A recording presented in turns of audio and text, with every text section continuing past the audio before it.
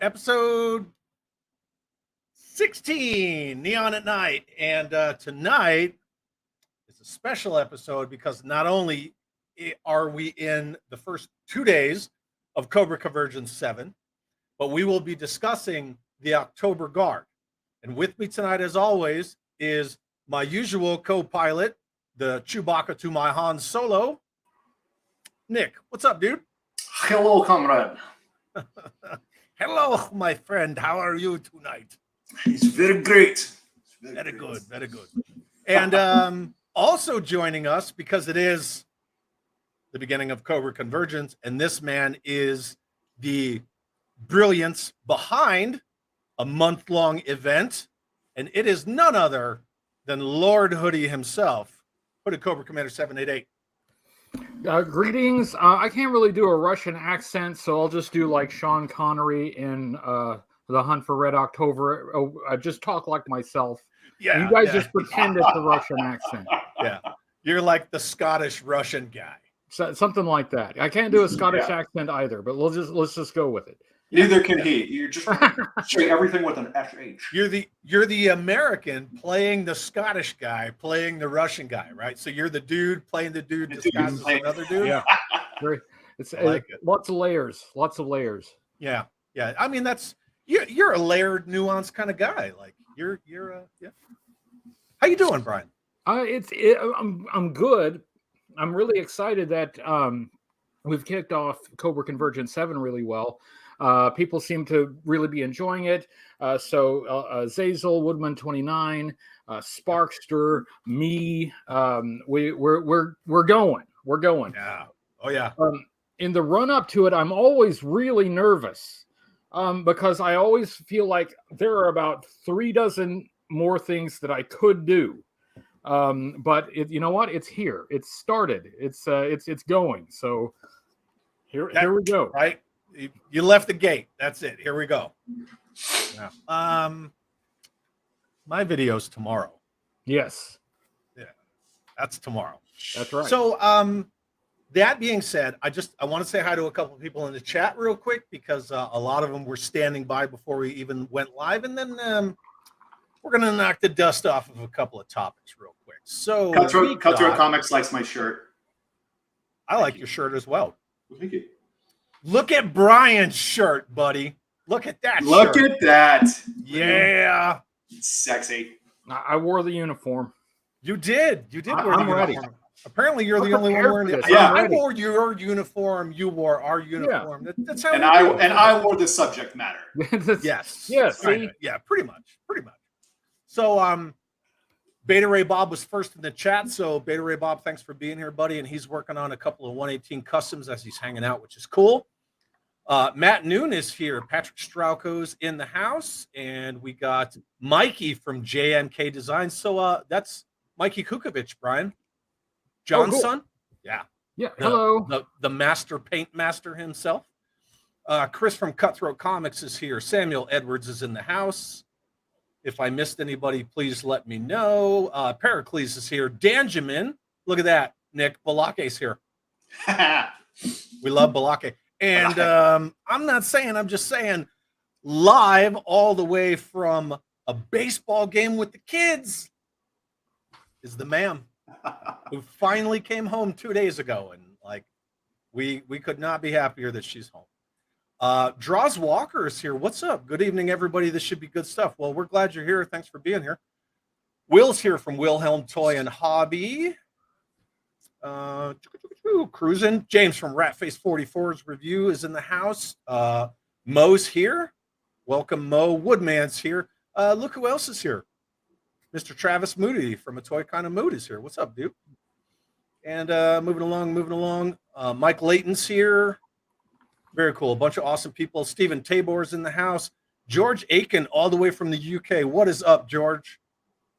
George is a real rad dude. Woodman, if I didn't say it. Oh, Black Knight from Hella Dope Toys is here. And as soon as we're done, you guys make sure you go over to Hella Dope Toys. Check them out. And look who else is here. Dan Klingensmith himself. Buy Dan's books. Buy Dan's books. Volume 12. He showed me some sneak preview stuff of Volume 12. Mind blown. I always pick up one of his books at Joe Fest because it gives me an opportunity to say hi. But this time I got him he was like putting his stuff away. He was like closing up his table, and I'm like, wait, no, surely you have something you can sell me. But yes, Dan's books are invaluable. I couldn't live without them. So on Friday, yeah, that I know we're kind of getting off the rails, but the Friday hours, Brian, I know you're aware of this. The Friday hours seem to be shrinking more and more, right? Yeah. And so I got in there Friday, said hi to some people, was with, that big core group that we all had. And I said hi to these people. I went over, I saw Dan. I sat with Dan for a little bit. I saw James Kavanaugh. I sat with him for a little bit. I went upstairs and saw Carson, 8:00. And I was like, what? I went 3 places and that was it. This year was crazy. I know, like you move 20 feet and you see another person. Another person.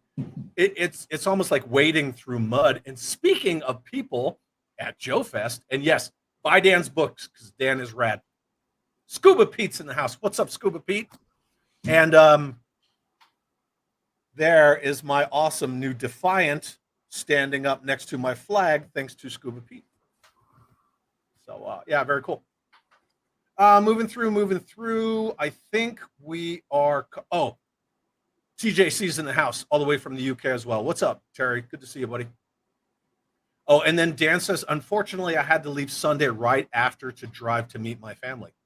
Yeah, Sunday was, well, were you at the Sergeant Slaughter's breakfast? Yes. Mm-hmm. Okay. I didn't make that, but it went long, which kind of compressed those Sunday hours.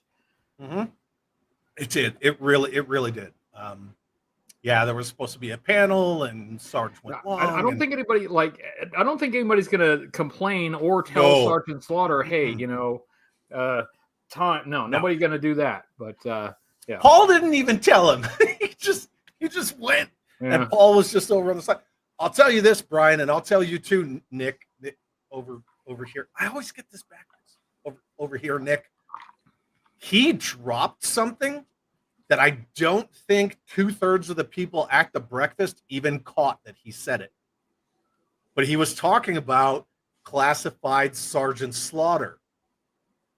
Then he said something. I mean, obviously, you know where I'm going, right? So a new classified Sergeant Slaughter is coming, and he just said it. And I looked around the room, and only like 4 or 5 people are like, everybody else just right over him. But yeah. Probably Marauders theme color to go. It's going to be Mad Marauders. I can almost guarantee it. But anyway, he just dropped it like it was nothing. I was like, all right, there you go. There were a lot of people saying stuff that they probably shouldn't have been saying all throughout Joe Fest. I kept hearing things, and I was like, I'm just going to file that away. I'm just going to keep that to myself. But and Tiger of Kai is in the house. What is up, dude? So I'm sure we'll get some more people trickling in. Ray Paz, very good to see you. Okay, so we're going to move on. Welcome to everybody in the chat. Thank you for being here with us. I know Nick and I have been a little busy, so we've kind of been a little lacking on Neon at Night. Most of that is my fault with the Road to Joe Fest. But now back on schedule. So here we go. What I want to do first, Brian, this is for you, good sir. You ready? I don't know, because I don't know what it. Hold on, let me clench my butt cheeks up really good. Okay, I think I'm ready. I think I'm ready. Do it. Are you ready for Cobra Convergence? Every day in July, G.I. Joe fans will bring you new Cobra-related content. There's a full calendar of presenters at HCC788.com right now. Even if you are not on the calendar, you can join the Convergence. If you have a YouTube channel, podcast, Instagram account, or other online creative outlet, you are invited to join Cobra Convergence 7. Here's how. Start by creating something Cobra related included in July. Every Monday in July, I will post a promotional video including clips and images from your Cobra creations. To be included, email a link for your creation to cobraconvergence@gmail.com with CC7 in the subject line. Do this each week by Friday at 5 o'clock p.m. U.S. Central Time. Go to HCC788.com for a list of these instructions and more information, and you will find Cobra Convergence 7 logos that you can download and use in your work. Even if you're not a creator, you can still participate. You can turn your avatars and backgrounds and banners Cobra Blue for July. Cobra!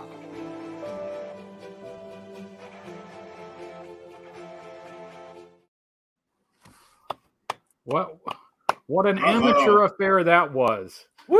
No, that was freaking awesome. So for anybody hanging out with us, I put the link to the actual full video because it was too long to embed, so I had to chop it up. But I just put it in the chat. And really quick, I have to back up to a comment. Mikey says, I wanted to thank you guys for stopping by the Call Sign Longbow booth. Was he talking about the DFW Joe show or? Might have been. I definitely stopped by Call Sign Longbow at DFW. I did stop by at Joe Fest as well, but I didn't have as much time. So at the Dallas show, I was actually able to get close up video of the booth and everything and look at all the figures and stuff, which I just didn't have time to do at Joe Fest.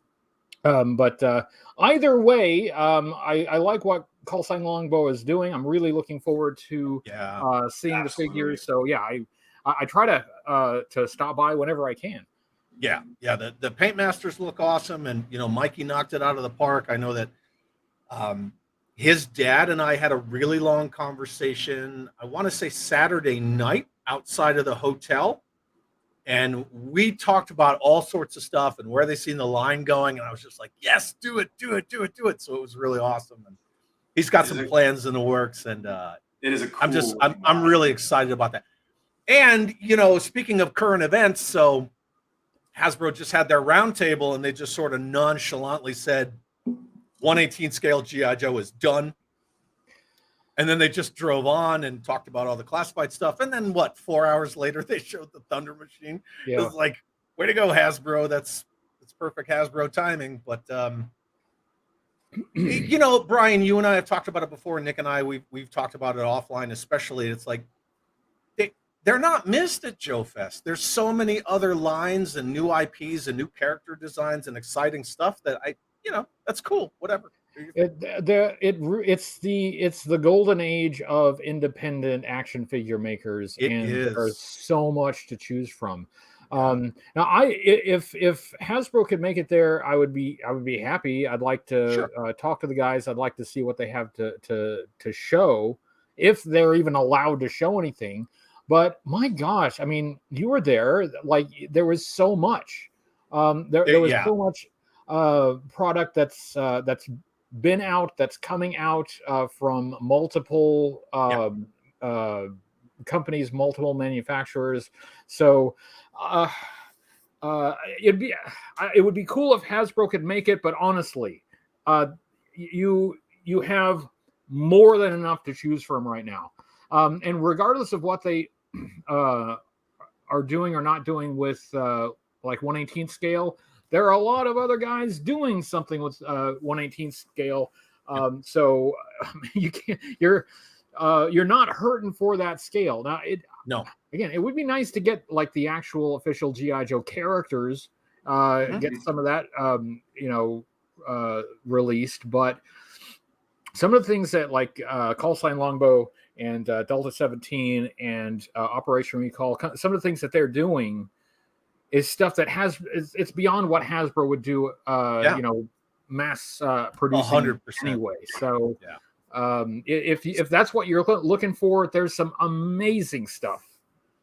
And you can see all the love and attention to detail, even if you just focus on the army builders on all three of those lines that you mentioned, not to mention also Strike Force Alpha, and there's that in the Navy Kickstarter, and then there's Pendragon Designs, Chad LaForce, there's his Easy Kill 9 that's that Kickstarter is relaunching in mid-July.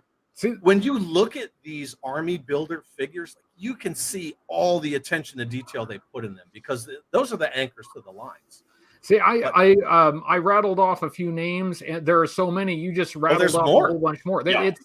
It's there. It's out there. If that's what you want, there is so much to choose from. Yeah, there's Well, so many that you forget how Yeah. many there are.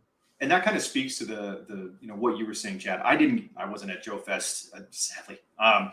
But you said, they weren't missed at Joe Fest. I don't know if they'd be missed in the market too. I think everybody wants them at Joe Fest, and everybody wants them in the market. Just like you said, Bryan. Yeah, they're forging ahead with 1/12 scale, and that's Exactly, cool. right? Like, hey, people would whatever. like to see them in the market on 1/18 scale, 3 3/4 inch. They'd love to see that again, just like they'd love to see them at Joe Fest. But there are so many choices that are coming into the market all at one time. It's like, okay, Hasbro doesn't want to play. We got. But also at the same time, even if we were to go back to 1/18 scale, like full steam ahead, I don't want to have to do HasLabs for vehicles. So it is what it is. We're cool. We're good. That being said, firsthand information, Bryan, I know you and I already talked about it, and this is just for anybody who may post some kind of conjecture. They did try to come to Joe Fest last year and this year. That's firsthand information. I'm not going to say who, but it's pretty obvious who told me. They tried. They went to their bosses on numerous occasions and said, we should go. That's our audience, blah, blah, blah. And the bosses, like Bryan, I know you can understand this. The bosses said, you don't have an exclusive to sell. How many people attend Joe Fest? Not worth our time or money. Boop. And they just told them no. But they did try, so I will give them that credit. Yeah, and I hope they keep trying. I really do, because they're not going to give us JoeCon again. That's not coming back. No. Yeah. This is what we've got, and for Ed to get that recognition, I would love for him to have that. I would love for them to do that. But yeah, it's going to be a tough sell. Maybe not so much to the brand team, but to the suits.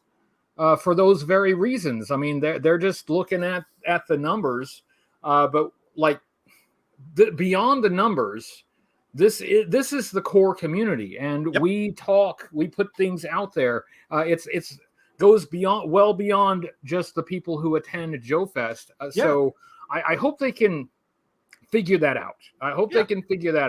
But if they never make it, which is a possibility, they may just never make it out there.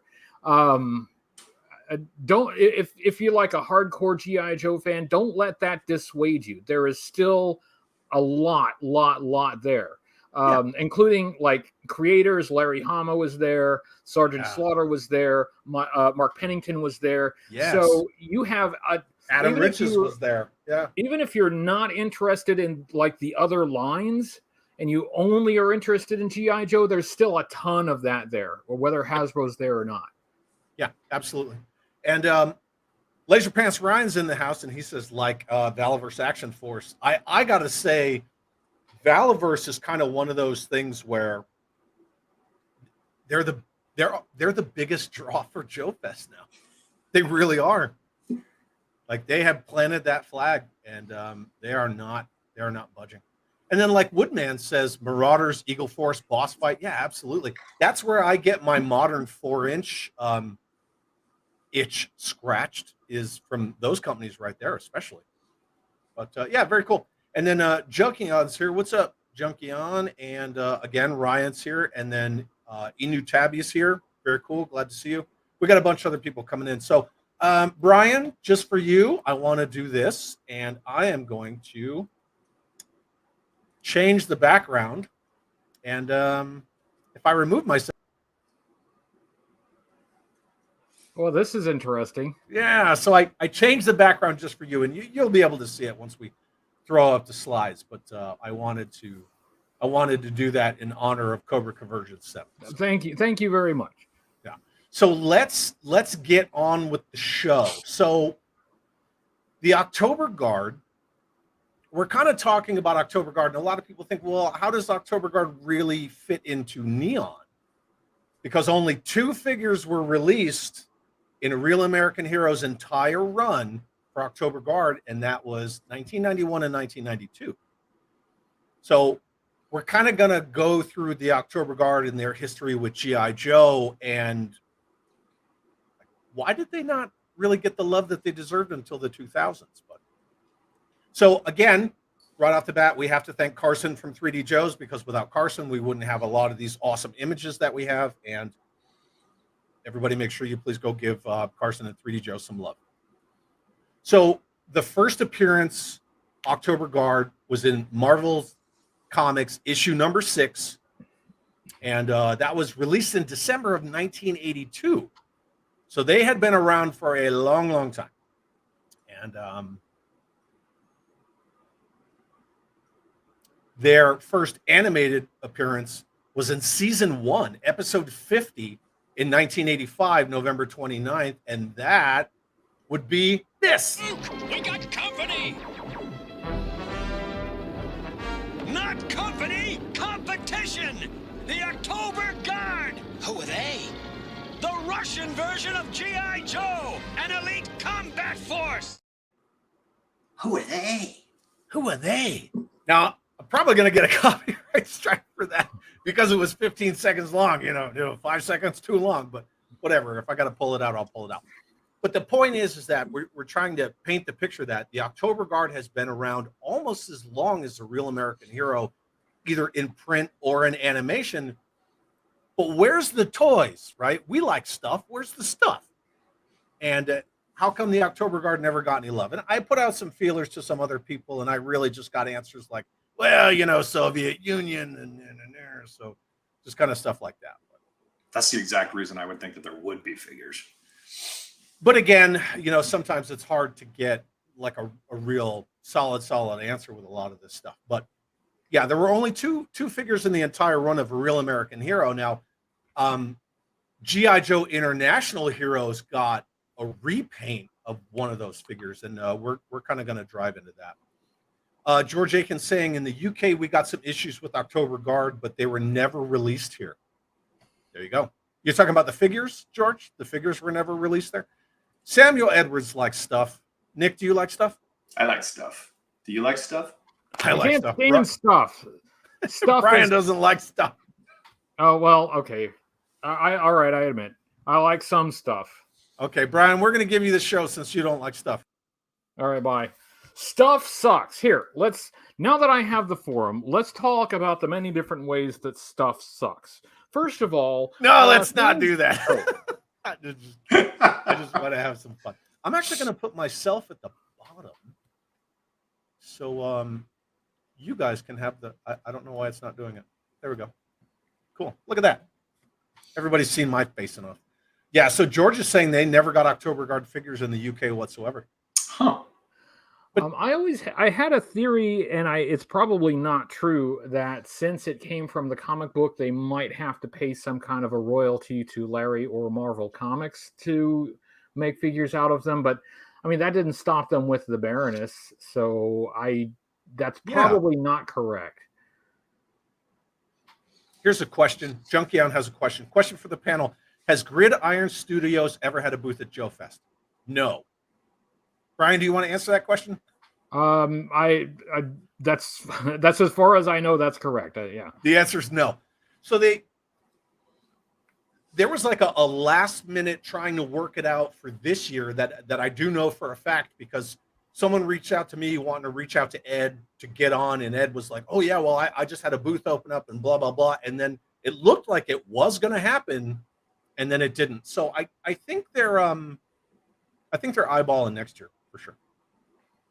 But yeah, anyway, so let's move on. The very first figure, Nick, you want to hold yours up? Oh yeah. Look at this, Bryan. Just pick that little baby up. Nice. Boom. That's Lovely. nice. Yeah, I was happy about that one. Yeah, because Nick likes stuff. I love stuff, especially this type of stuff. But 1991's Red Star is a figure that we've discussed numerous times on Neon at Night throughout our previous 15 episodes. But this is the very first example of October Guard in G.I. Joe. And a dope one it is. Yes, Junkie on, you're quite welcome. That's why live streams are fun, right? Because you can interact on the fly.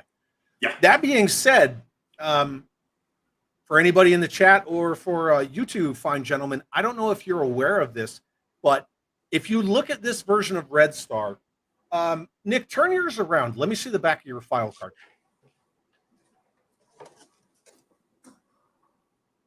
See the difference in the file card? See how his says G.I. Joe in black? And you see how this example has like a blue weird little tab that says G.I. Joe? Brian, you probably know this. That's actually a sticker. Yeah. Because the original cards were misprinted and it said Cobra.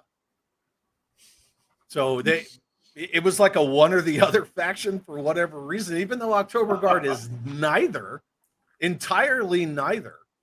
And so this is Red Star Loose. I love that knife, and his AK is fantastic. It is. They did a great job with that figure. But this is the two different versions of Red Star that came out, and here's the front of the card, and then here's the back of the card. And so Nick's version would be the one on the right with the G.I. Joe in black, and then the original, the first run that was misprinted Cobra with the blue G.I. Joe sticker over it. Those are the harder to find ones. So. Were there any difference on the front of them? Yeah, the background on the first one is red, which is the color they were using for the bad guys at the time, and then they switched it to blue. Yeah. Yep. So it looks like they were maybe intended it to be, if not a Cobra figure or a character, at least an enemy character. But at some point in the run, they changed their mind enough that they slapped stickers on all of the ones that they had already printed, and then they did another run where they changed both the front and the back. Right. Yeah. Because anything enemy team that fell under enemy team was red, and then anything that fell under like allies was blue. Even though October Guard is none of the above, because again, just like their introduction in episode 50, season 1, titled The Invaders, they're competition, right? So they are the Soviet Union's answer to the G.I. Joe team.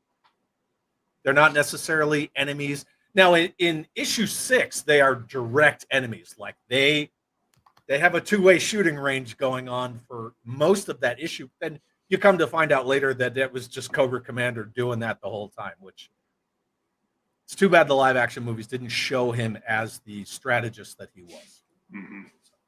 And then Mikey says, great figure. I may have a Russian figure bias. Yes, you do, because Call Sign Longbow has some fantastic Russian figures.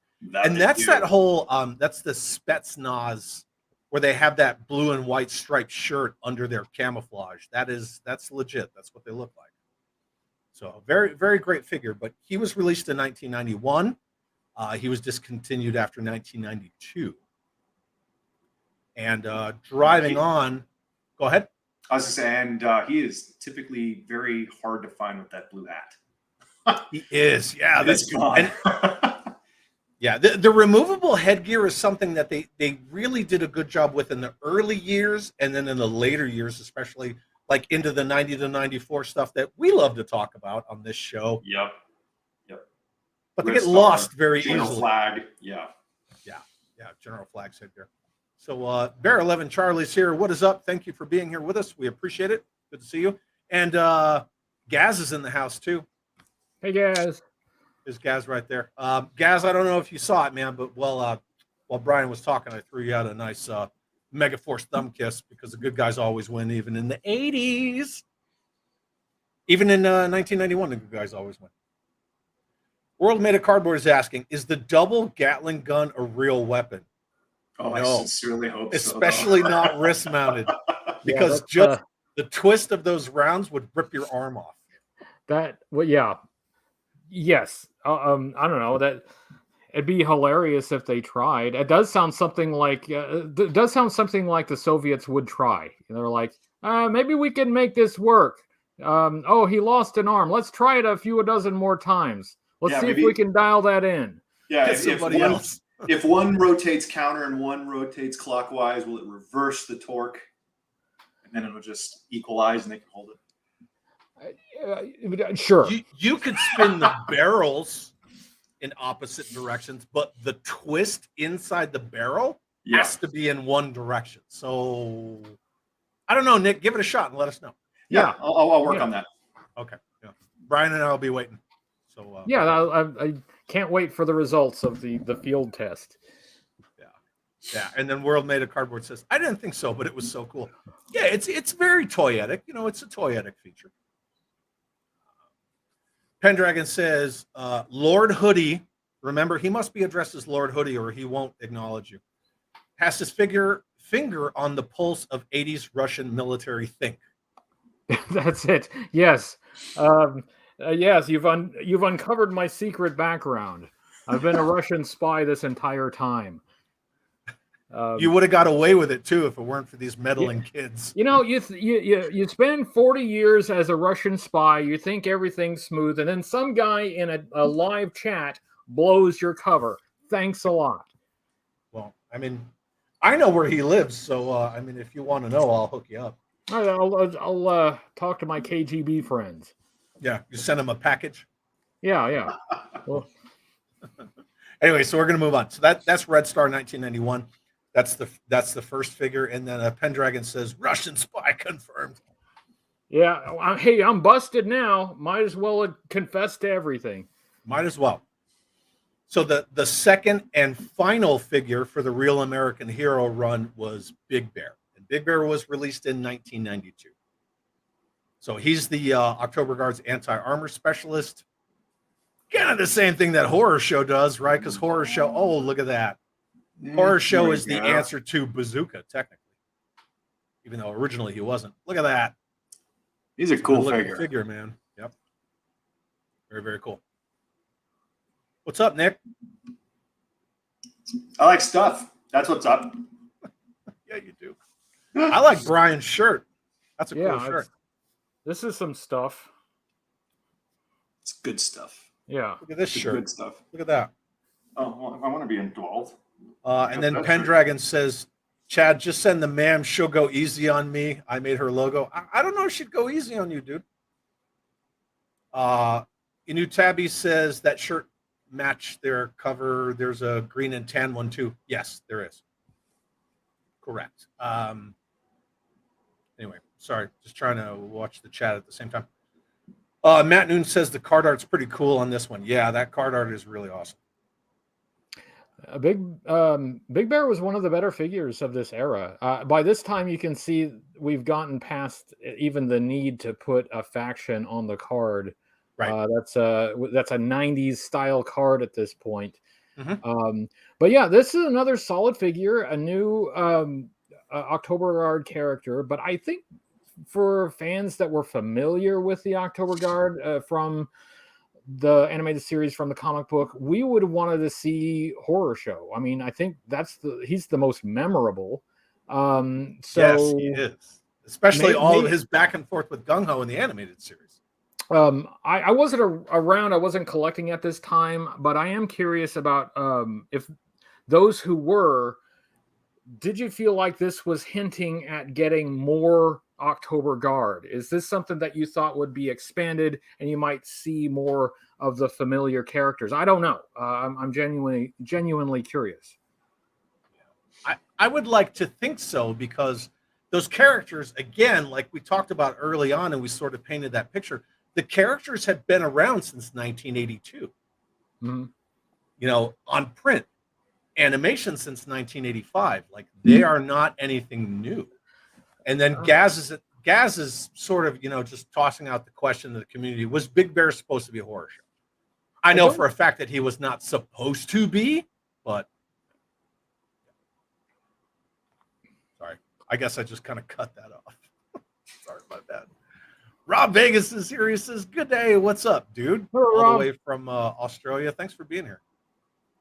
World Made of Cardboard says, "I remember when they switched the full rectangular card and not the file tab card." Yeah, so it was actually 1992. So if we look back at Red Star, they still had the file card type shape. And it was in 1992 where we went to the rectangular, what's called baseball card. And then later on, they went to a vertical baseball card. This is so they could fit more information on the card backs. Again, they were right. They were competing with other lines, and they were trying to keep kids' attention. So they were trying to add more information into the file card. This is something that Carson and I talked about. Kirk Bazigian and I discussed it. Why was this done? Like, why did Vinny D'Olivia decide that this is the direction we were going to go? And they just wanted to add more information into the card back. So yeah, that's how we got that. Draws says, I was not collecting G.I. Joe in the 90s. I was busy with Army stuff at that time from 92 to 98. I hear you, brother. I first joined in 1993, so I missed a lot of this stuff as well. World Made a Cardboard said, I actually thought we were going to get other October Guard. I wanted the female officer. So we're going to get into that real quick. Pendragon says the bazooka launcher is an exact replica of the Sand Speeder Ray drives at the start of The Force Awakens. Lucasfilm copyright infringement. Okay, cool. Mikey from JMK Design says, when I was a kid, I just assumed the figures were new members, like Downtown replacing Short Fuse, etc., to replace the original Joes, a changing of the guard, if you will. Yeah, so like a line refresh. They did do several line refreshes in there. I would have assumed the same thing. Yeah. So there we go. There's a loose example. Go ahead, Nick. I just remember as a kid, right? Like a kid growing up at the tail end of the Cold War, and every other thing was, the Russians, the Soviets, the Ruskies. And not having seen a lot about these as a kid before in the comics, I remember these figures coming out and they were distinctly Russian, distinctly Soviet. I mean, the imagery and the iconography on them was look at that crazy headgear right there. Exactly, right? And I just remember thinking, I don't know where these figures fit into all this, but they're awesome. Like there's got to be a cool story behind this, and I want more of it, and we never got it. That's kind of especially since there's only two. So when you have two, they're almost out of place because they didn't make more anywhere. Yeah. But as a kid, right? Like that was kind of cool for play too, though, because there were times where you use them as enemies, and there's times where you could use them as sort of uneasy allies. Like there was some really cool kind of gameplay that you could do as a kid with those. Yeah, I just wish there would have been more of them. I was trying to refresh my memory, and I don't want to. I'm sure that we have a long way to go, but I was trying to remember the origin of October Guard before G.I. Joe, and they originated as a team called Pravda Patrol before their appearance in G.I. Joe issue number 6. I don't think, if my recollection is that it wasn't. It was from an unpublished story that they adapted, and they became the October Guard. So just for my own memory, I was trying to recheck that and remember what that was. But October Guard, they've been around with G.I. Joe since 1982, but as an entity, maybe a little bit earlier than that. That's really cool. Thanks, Brian. Profitable. See? Brian's value added, people. Gotta love Brian. World Made a Cardboard says, now they just put one sentence in 50 languages on the card. Kind of. 5. Yeah. Well, yeah. Cutthroat saying, it's hard finding this G.I. Joe figure carded in good shape. Yeah. I guess you can find him. Inu Tabby says, man, I hope I'm pronouncing that right. If I'm not pronouncing that correctly, please correct me, because I hate mispronouncing people's names. I want to read the comic again now. They had really cool vehicle or something. Maybe that was the Joes.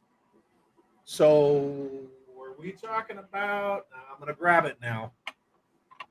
Are we talking about their cool little 6-wheel vehicle? We talking about that? October Guard? Yeah. That's pretty dope. Yeah, you can find. Broke. It just rolled off the table. Did you hear that? Damn Soviet-made plastic. Now it's on the floor. Eastern Bloc garbage. So yeah, now it's on the floor. That's okay. It's still complete. It's just down at my foot. So whatever. Here we go, right here. So Dan Klingensmith, who would know, fun fact, Big Bear is based on Kirk Rowan, the designer. There you go. So that's when they were still making designers' figures. Very cool. Thanks for that, Dan. We appreciate it. See, I should have done show prep. I have information about Pravda Patrol because I've looked that up before, and I've also got somewhere in here I have the magazine where it prints the side-by-side pictures of some G.I. Joe figures from that era with the Hasbro employees that they copied. Right. Right. But I was running a little behind. My show prep was to sit down and press the button to turn this on. So my apologies. I'm unprepared. No, it's totally cool. I got a bunch of notes. None of them has to do with Pravda Patrol. So thank you for educating me and this dude right here. So we appreciate it. And now everybody's giving me crap. Battle damage, clunk, broked. Dan Klingensmith, how much did that run you?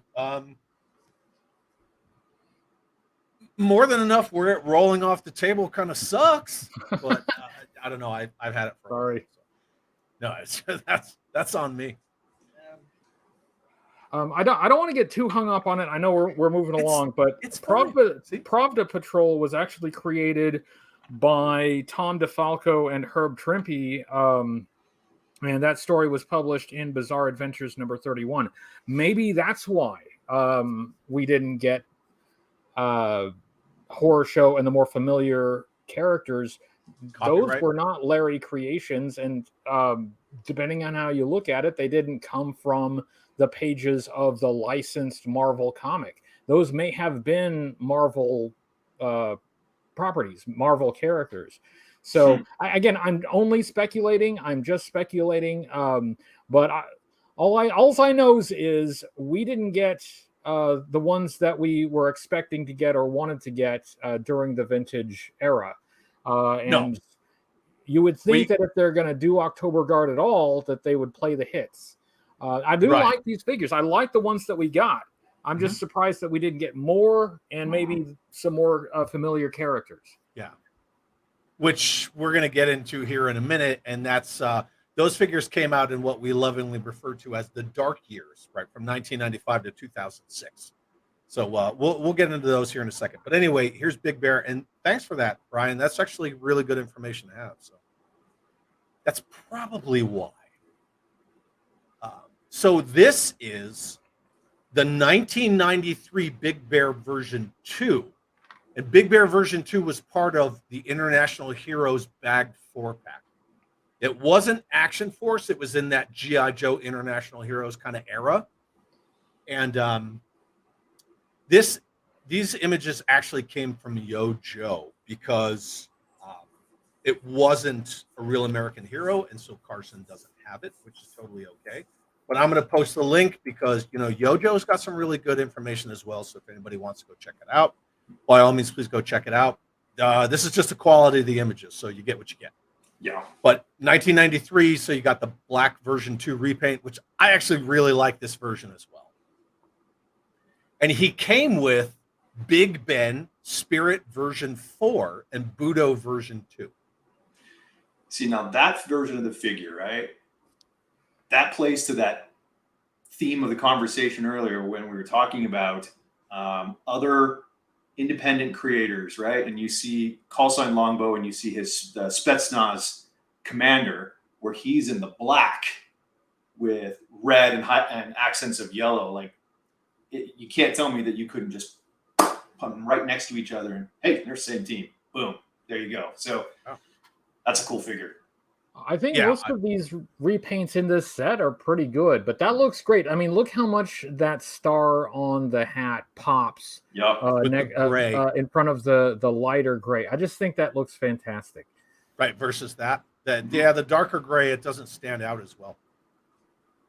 Yeah, that version's fantastic. I don't know about that version of Big Ben. He's he's pretty he looks like a plum. But whatever. The first version of Big Ben, that's a tough one to top. That's an excellent figure. It's money. I do find it amusing that like this is the International Action Force, but Budo is not from Japan. Okay, he's the GI Joe samurai, but he is not from Japan. He was born in Sacramento, and his name is Kyle. Yes. So let's just because he wears the samurai gear doesn't mean that's where he's from. Yeah. So Ted Darklaw from Hella Dope is in the house. So now we have 100% of the Hella Dope YouTube guys and the guys who run the company in the house. So thanks for being here, Ted. And I already gave you guys a shout out. But for anyone who wasn't here earlier when Black Knight got here, please after this go over to Hella Dope's YouTube channel and check that out. And Matthew Matson's in the house and said, I loved Red Star. I always used him as Colonel Breckhoff. Yeah, I think a lot of people did. Yeah. Yeah, very cool. Cutthroat, was this a mail order figure, Chad? No, it wasn't. It was European G.I. Joe International Heroes, but it was a promotional bagged set that came in a box. That's all I know. And then Brandon R's in the house. What's up? Thank you for the $5 super chat. It said, who doesn't love Ushanka? Am I right? I hope I pronounced that correctly. Well, I'm not going to kink shame anybody, but I'm not saying what I'm into or not. But if you like that, whatever you do behind closed doors is none of my business. Kink shame. Kink shame. I don't know. Look, yeah. I'm sorry. Nick, have you ever heard Bryan's review of Dr. Mindbender? Yes. The first time I ever hung out with Bryan on a stream, he started describing Dr. Mindbender, and I had to mute myself because I was laughing so hard. That's awesome. I'm taking kink shame into my vocabulary. And then Pendragon says, what did Lord Hoodie just say? Yeah, you heard it. You heard it right. Exactly what he said. Because we said it like 6 times. Hey, this is a show for adult collectors, I think. So it's fine. You got to keep up. Fine. We're all grown-ups here. I think that needs to be your next T-shirt, Bryan. That's it. Who doesn't love a little Yushenko or whatever the heck it was? Yeah. Draw says Dr. Mindbender version 2 is our favorite target. Yep. He's gotten a lot of abuse, but you know what? I think he deserves it. Yeah. And then Rob says, I have one of those hats very handy here in Melbourne. Really? The winter hat in Melbourne. Okay. Does it have the red star on it? I don't know. Back in the 90s in the Army, we used to get issued these, and they have a little flap that folds down and so on and so forth. Ray says, Lord Hoodie, remember it's Lord Hoodie, is hilarious. All his videos make me bust out laughing. God, thank you, Ray. And then George Aikens says, now we're on Mindbender. As soon as I said Mindbender. Mindbender was a waste of talent. Have the best adult parties instead of stupid world domination. I mean, just look at the guy. You can tell he's a freak. Yeah. Oh, yeah. Okay. Gaz says, I always wanted Lieutenant Renchenko, the Red Scorpion, as a figure in G.I. Joe. Yeah, right? That would have been rad. I want on a T-shirt, we're all grown-ups here. Okay. That's it. Hey, the theme for Cobra Convergence 8, we're all grown-ups here. No kink shaming. No kink shaming. Do whatever you want. Cobra Convergence 7. You would regret that in probably 2 days. Easily. Yeah, that would be regretted. And then Draw says, I remember wearing one of those fuzzy hats at Fort Greely, Alaska. Yep, absolutely. I remember wearing them as well. So anyway, so we're going to move on. But again, this is the Big Bear version 2 from G.I. Joe International Heroes. And then this is the file card right there. Let me get rid of that. But that's what they look like on the file card that comes with them. G.I. Joe International Action Force. My bad. I do have this, but it's been a while since I've looked at it. Yeah. There it is right there. See, Japan has something Budo. He's not from Japan. His name is Kyle. Yeah. He's just representing. Greatest samurai warriors who plans on slicing Cobra into tiny pieces of snake meat. Okay, anyway, that's the file card. I already put in the link to Yojo. You can go check it out in larger size if you'd like, but there it is. I just present the information. That's all it is. So cool. So we're going to move on, and now we're getting into the dark years. So this is 1998. This is a Toys R Us 3-pack. So this is the first time you get Colonel Brekov, Lieutenant Gorky, and Volga. And I will post the link to where I got them from in case anybody wants to go check it out. And that is right here. And boop, it's in the chat. And then Pendragon says, a Kyle can come from anywhere. That's fair. That's true. But this one came from California. But is he like a true Kyle? Does he like drink monsters and punch drywall? And I don't know. He does dress funny. I mean, that samurai arm. Like, look, you're in the military. I'm no expert, but I'm sure you have a bunch of guys donning samurai armor and running into battle. Clunk, clunk, clunk, clunk. I mean, I'm sure that works great. So yeah, he's some kind of Kyle. Haven't you ever seen The Last Samurai? Look at Mikey's comment. General Hawk found Budo at a Benihana restaurant. Just flipping the eggs and stuff, and in the animated series, that's totally plausible. Yeah, it could be, right? I mean, look at how they just randomly stumbled across Shipwreck, right? Like Shipwreck's origin in the animated series, you're like, wait, what? Hold on here. Woodman says, I've got that one carded. It's a great set. Yeah, it is. And check this comment out from Matthew Matson. I got one of those mink hats with a Soviet crest on it from a Soviet colonel who effed bad and still presents gifts and apologizes for his behavior. I got military night vision goggles and his dress cover. Nice. Dude, that's really cool. Nice. Wow. Does he still feel guilty? Because I could take some stuff. I know, like I wouldn't mind some cool freaking Cold War swag or whatever. And World Made of Cardboard says, I never saw that 3-pack. There you go, Nick. Every time we do a Neon at Night, someone says, I've never seen this figure. I've never seen that set. I've never seen that vehicle. So thank you for that, World Made of Cardboard. I will admit, I am not as familiar with this era either. So I mean, I've seen these figures, but I can't tell you a whole lot about them. This is not the era that I collect, and it's well before I came back into G.I. Joe. So it's a bit of a blind spot. Well, and if anybody does want it, it is going on eBay for about $155. So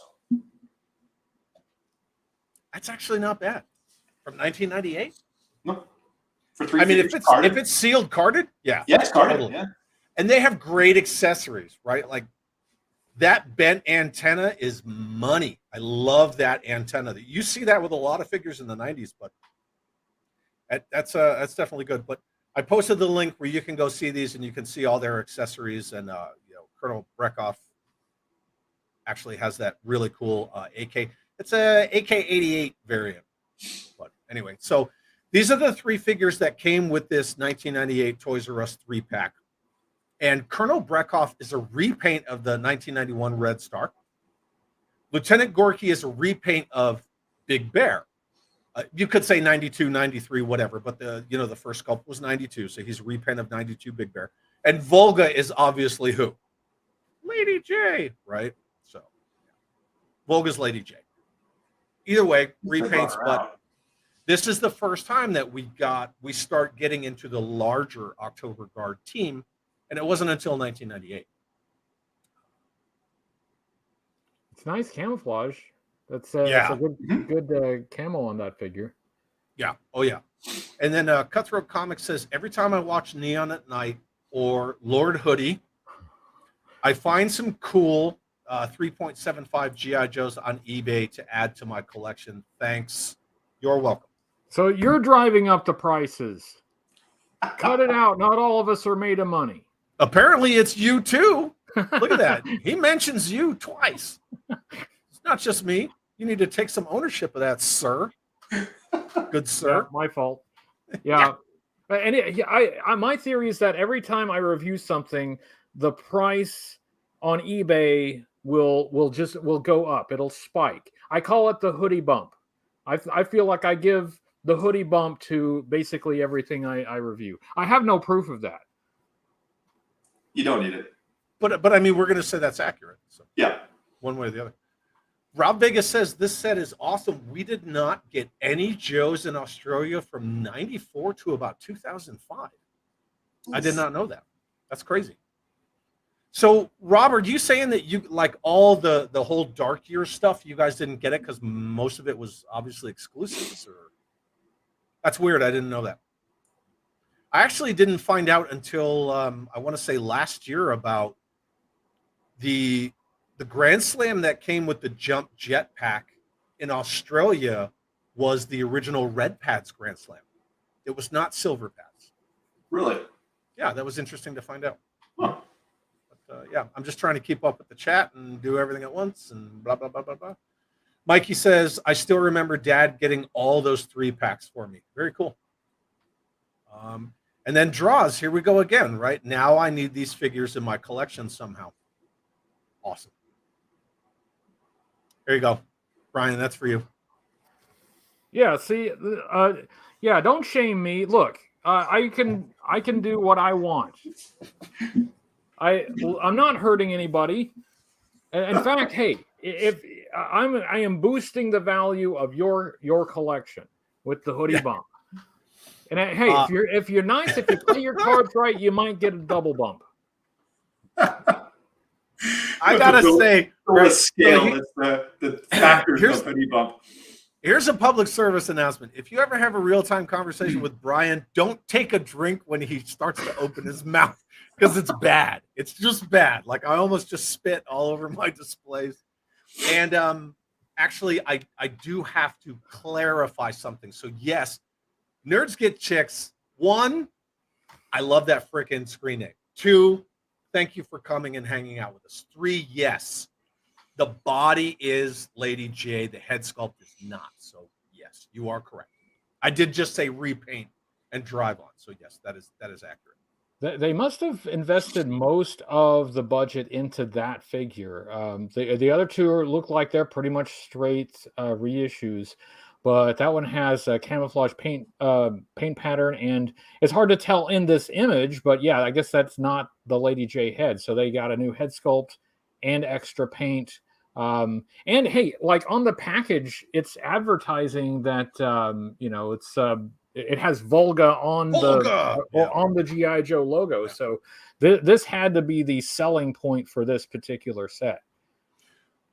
I could see that as well, because how many female figures throughout the entirety of 82 to 94 were there? So when you get a new female figure, even if it's in the quote unquote dark years, you might as well like church that up. And Pericles is asking, was Volga meant to be Dana? I don't know, because we're going to get into Dana here in a second. So I couldn't really answer that. And then Nerd Gets Chicks, or just an ugly Lady J repaint. The hair's not the same. The headgear is the same, but the hair is not. So I honestly couldn't tell you.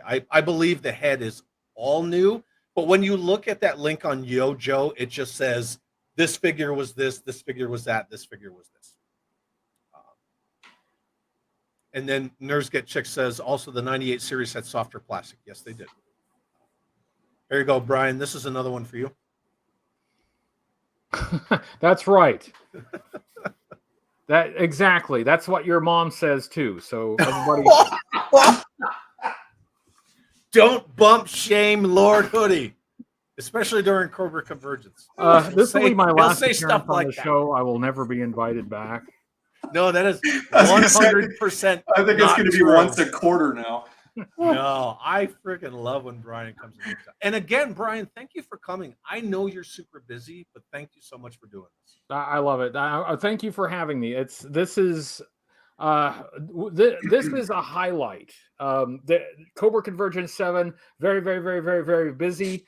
This is a highlight for me. I actually get to talk to people I like. That's I'll do that as much as I possibly can. He's probably talking about you, Nick. No, he's probably not.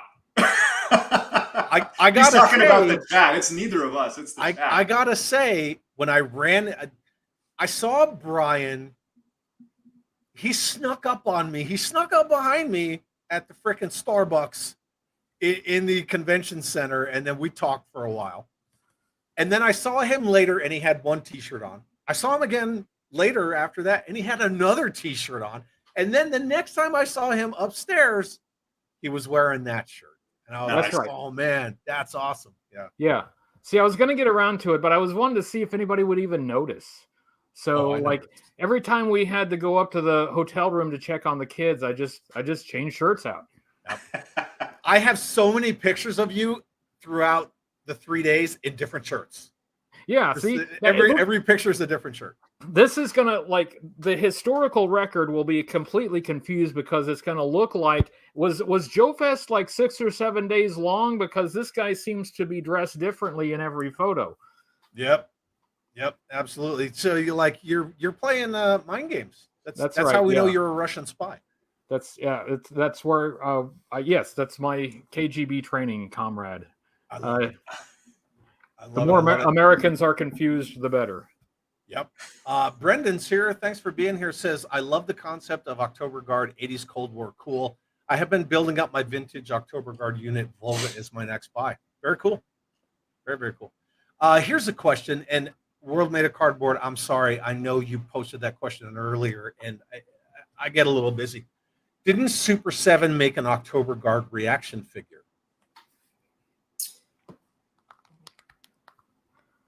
Anybody? I'm almost certain that they made a horror show. They did make a horror show. That's right. They did. They did.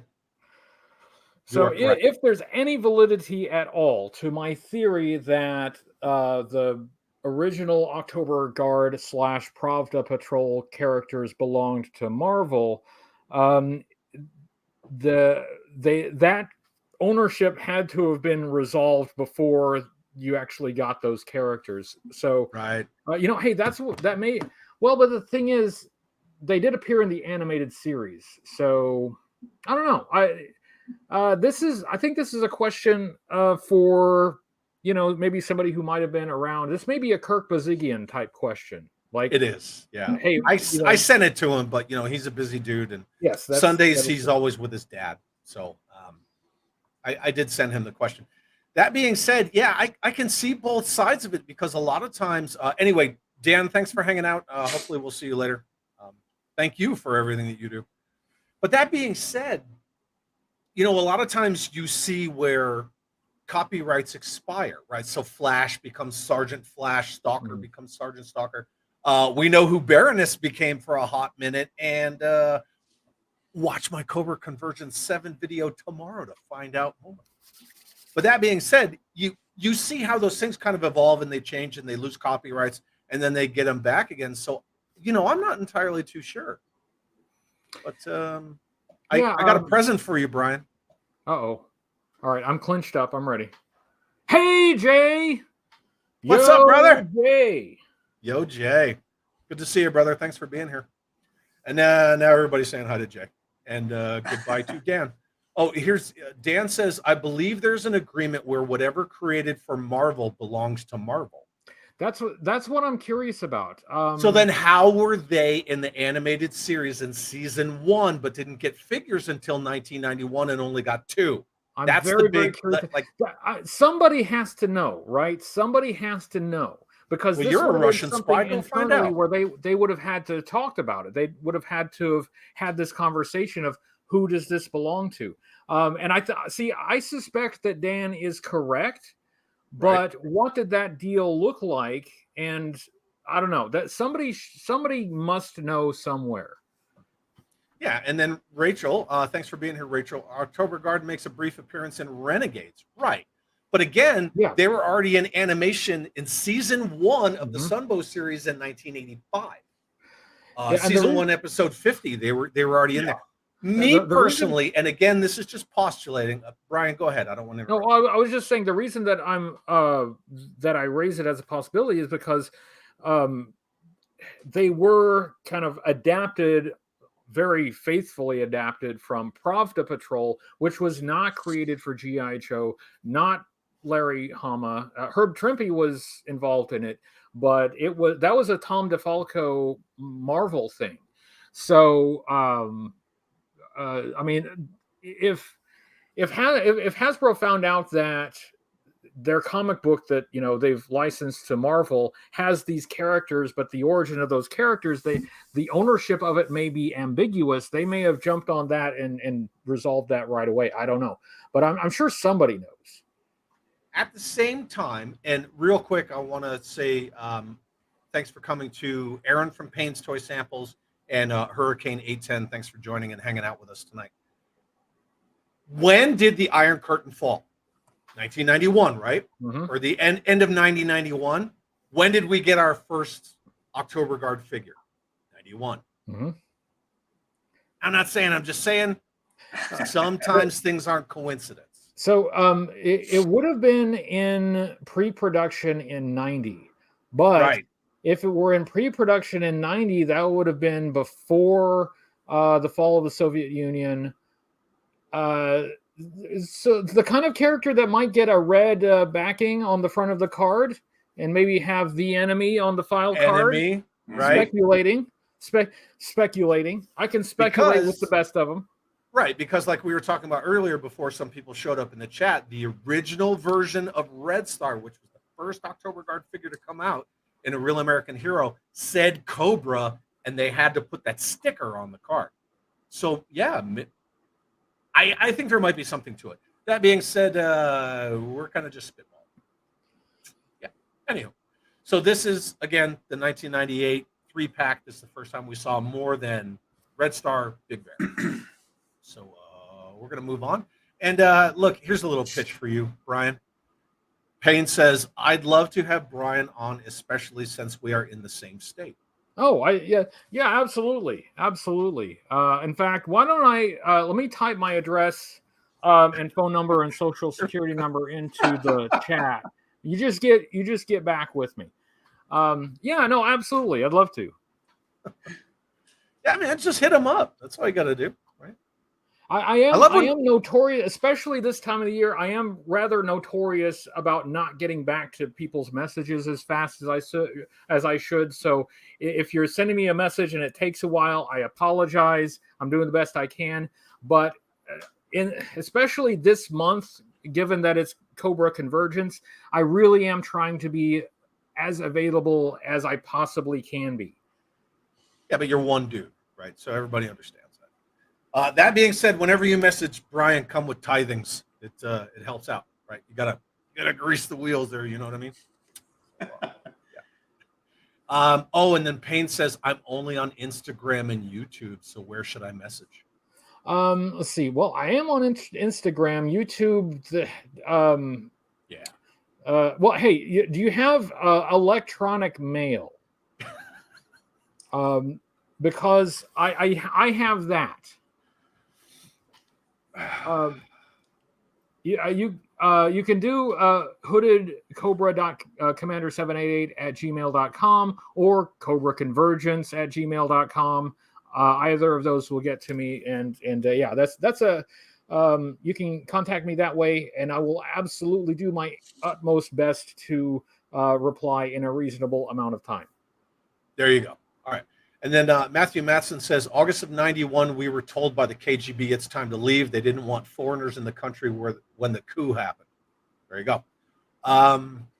Ray's saying, I love Cobra Convergence. And the guy who said that he left is back. Yeah. Mr. Dan, Information himself says. This is why it's nice to have Dan in the chat. He's got information to drop. He does. So Dan says, so I have a memo from Marvel with a proposal. Not sure if it ever went through, but this is what it states. We would grant Hasbro sole worldwide rights to use such as ancillary companion characters, blah, blah, blah, in the areas of toys and games in return for, pause for dramatic effect, a royalty of X% of net sales on such an item and X% of net royalties and sub-licenses outside the the U.S. Thank you, Dan. So that means Marvel would get a cut. And then Dan says, I'm supposed to be helping my son clean. LOL, he can wait. Neon at Night, ladies and gentlemen, making people ignore their children since 2022. You're welcome. Anywho, so we're going to move on. Thanks for that, Dan. We really appreciate That's it. really That cool. was helpful. Thank you. So value added. Speaking of which, speaking of value added people, I'm having a freaking blast tonight, and I can't thank everybody in the chat enough. Our buddy Johnny from Simple Tricks and Nonsense. Thanks for being here, Johnny. Says there was a fantastic October Guard group cosplay at Dragon Con about 10 years ago. That's awesome. Yeah. I'm going to do salvo, right?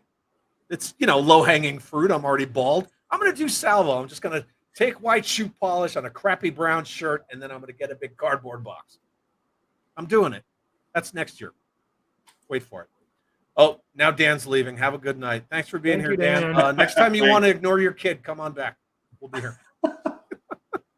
Anyway, so let's move on. So that was 1998 Toys R Us 3-pack, and now we're going to get into 2005. And in 2005, we got, follow me on this math, we got 5 figures in 2 3-packs. How does that work out? Well, we're going to get into that. So these are the 5 figures. And again, this is from yojo.com. So the same link that I put up before, yojo.com subteams October Guard shows all this information. And Lilith's in the house. What's up, Lilith? And then Matt Noon says 2005. Wow. Yes, sir. So again, right, these are the dark years that a lot of people don't really pay attention to, where you got some really cool stuff. So the first set was this 3-pack right here. And you can see issue number 6 behind it. So these 3-packs came with comics. They were the comic packs. And you got Colonel Brekhoff for the first time in 2005. You got Dana. It's not Diana.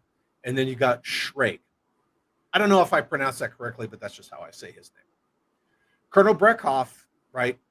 He is a repaint, again, of 1991 Red Star. And then Shrek is mostly 1991 Big Ben reuse, except for the arms. So I'll back up, and then you can see him right there. So that's the first set. It came with issue number 6 in the comics. The second 3-pack is not really a 3-pack of October Guard. It's 2 October Guard and 1 Joe, because issue number 7 of the comic had Stalker on the cover, right? Because then they fought together against Cobra. So what you got in that 3-pack, the first time you see Horror Show, 2005, Stormovic and Stalker. And Horror Show, he's like 50% 1982 Cobra Trooper, which is pretty interesting. And Stormovic is a repaint of 91 Red Star. So Red Star got a lot of mileage, right? He got a lot of reuse out of Red Star. But that's that pack right there. And let me back up. We'll just kind of hover on the figures for a little bit. So got an issue 6 3-pack, and then you got an issue 7 3-pack with 2 October Guard figures for a grand total of 5 more October Guard figures in 2005. It's a good looking set too. Yeah. It is. I really like that Horror Show. When I look at these, Yes. I always look at, all right, what's new and what was reused. We've got some new heads, but there's some new parts there with Horror Show. This is important for adding to the library of parts that they can use in the future when they start doing they had already been doing like convention sets and other exclusives. They reuse parts a lot. So every time they do a new one, that's a new part that might show up somewhere. So that's kind of what I look at in kind of instinctively when I start looking at these figures from this era. They really could have skimped. They really could have cut corners on Horror Show, but he looks all right. That's not bad. He does. Yeah. I mean, you can see the Cobra Trooper legs if you really, really look at it. Once it's mentioned, you're like, oh, I see it. Anyway, so Just Jeff is here. What's up, Just Jeff? Thanks for being here. And says maybe they're guarding October. Anyway, so yeah, those are the figures, and I got to say, it's a lot of reuse there, but they look good. Brendan says, if I were to get these would be the youngest Joes I would have bought. Not so keen on the changes in design post about 92 to the mid 2000s. Yeah, and that's why 95 to 2006 is called the dark years, is because a lot of people didn't really gravitate to it. But I got to say, there's some rad figures in there. The first time we saw Bomb Strike was during the cold years. There were a lot of figures in there. So yeah, there are some gems. There are some gems in every wave. It seems. I just picked that up. Even if it's mostly pretty rough, there's always a gem or two to find. Yeah, and a lot of those little mini vehicles that came with figures in that Valor versus Venom, there's some cool little mini vehicles in there. But I mean, that's just. Draws is saying, now I vaguely remember a lot of the early 2000s figures being carried at Toys R Us when I worked there. More gems I missed out on. Yes, because G.I. Joe became a Toys R Us exclusive line for many years, and then Toys R Us went under. So G.I. Joe had to kind of get traction going again. And by that time, that's when you saw the 25th anniversary stuff roll. But yeah, when Toys R Us went under, the O-ring stuff went under with it. Nerds Get Chicks. Comic packs were amazing, and the 97 and 98 Toys R Us stuff are all amazing. I love those sets. You're damn straight, man. There's some good stuff in there. Robert's Infinite Realms. What's up? Thanks for being here. Says, those are two of my favorite comic packs from that era. Yes, they're great. Really cool. And if you can get a hold of the, what is it, issue 26 3-pack is the one that has Stalker Classified, aka Snake Eyes, and Tommy Arashikaki. That's issue 26, right? That can be a tough one nowadays. It's expensive. Yeah. One of my local shops got an entire G.I. Joe collection, boxes upon boxes upon boxes. And they let me come back behind the counter and just dig, and you know what I was looking for? That comic pack. And I was like, oh, do you guys have the, the NOM, blah, blah, blah, issue 26? And they're like, oh, yeah, that's the only one that's sold out of that. I was like, of course it is. You know what I mean?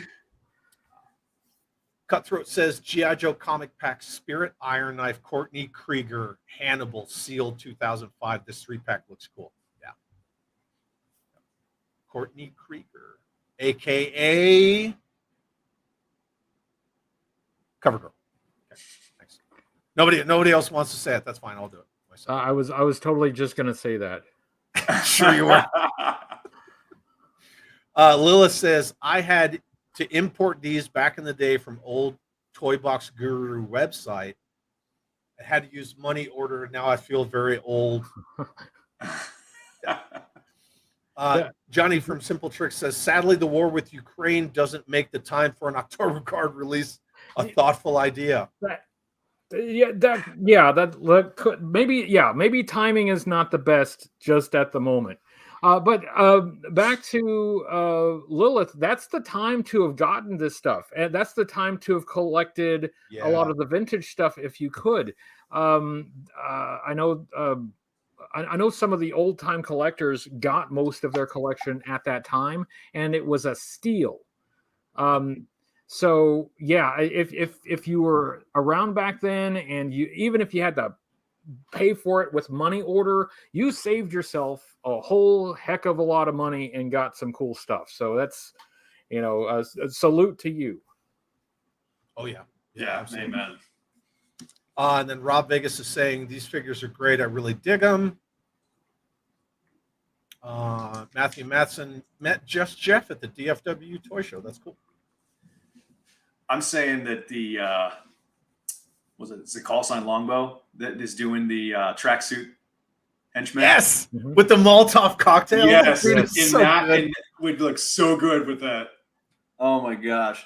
Now I'm gonna have to start going all in on the Russian stuff here. Oh, the call sign Longbow stuff, man! Especially when you see those paint masters in person and you're right up to them. Oh. The Delta 17 stuff too. Like they let me hold and like play with the paint masters, forget it, man. They're ridiculous. That's awesome. Matthew said the issue 26 comic 3-pack is one of my few mint on cards. I wish I could find the figures complete out of the package. I even though that's not my era, I really did strongly think about even just getting the loose figures, but even the loose figures can be a challenge. So it's fantastic that you have it sealed. But yeah, even just finding the loose ones can be tough. Yeah, very cool. Jeff Butler says Matthew Matson, Lord Hoodie, and I all took a picture together. Wasn't that in your video? Yes. Yeah, I saw that in your video. Yeah, very cool. I know Jeff, actually. I saw the video. It was really cool chatting with you guys. Thanks for saying hi. Yeah, I'm glad you guys had a good time. That's a one-day show, right? It is.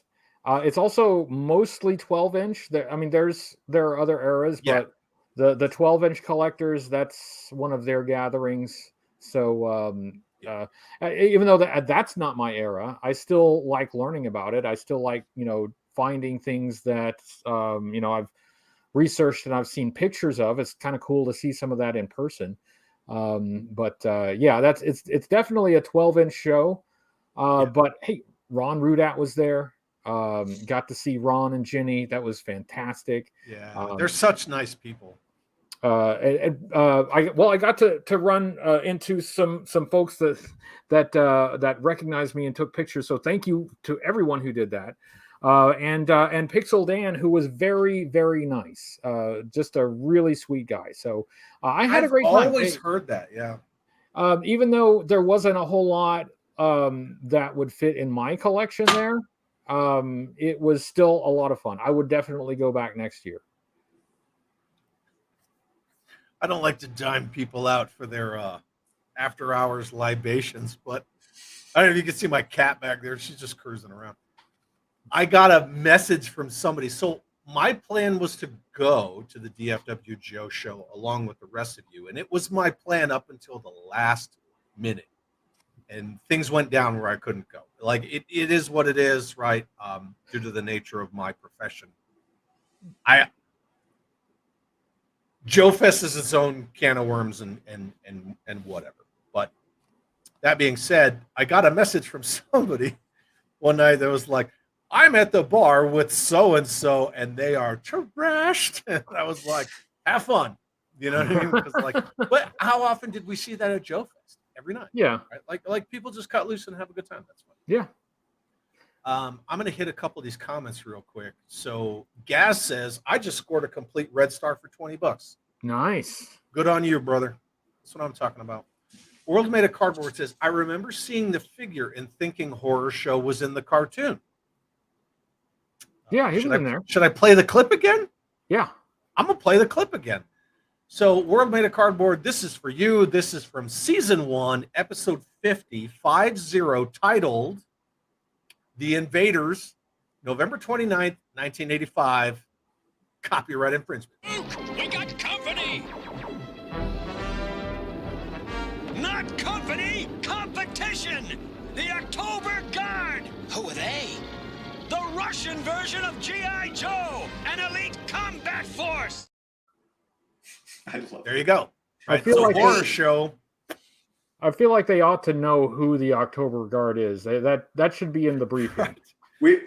So first of all, your S2, which is your intelligence shop, is doing a piss poor job if your elite fighting force doesn't all know that there is a Soviet version of them. That's Bryan. that's an important little tidbit. Yeah. Might want to know. Maybe a little bit. You're going to go on this mission. You get an S2 briefing. Maybe S2, if they're up to snuff, says, you might run into the October Guard. Yeah. And then some dumbass Joe in the background, like apparently Dusty, is going to go, Who are they? Who are they? Like, no, Bazooka's like, it's September. It's not October. And then Alpine's like, shut up, Bazooka. Bazooka says, okay. And then, cool. So anyway, there's your answer. World Made of Cardboard. Yes, they were there from season 1, and they made appearances here and there. Not Top Goon is here. What is up, dude? Got to hang out with Not Top Goon at Joe Fest. Did you, Brian? I don't think I did. Although I don't recognize anyone in the mask. Right.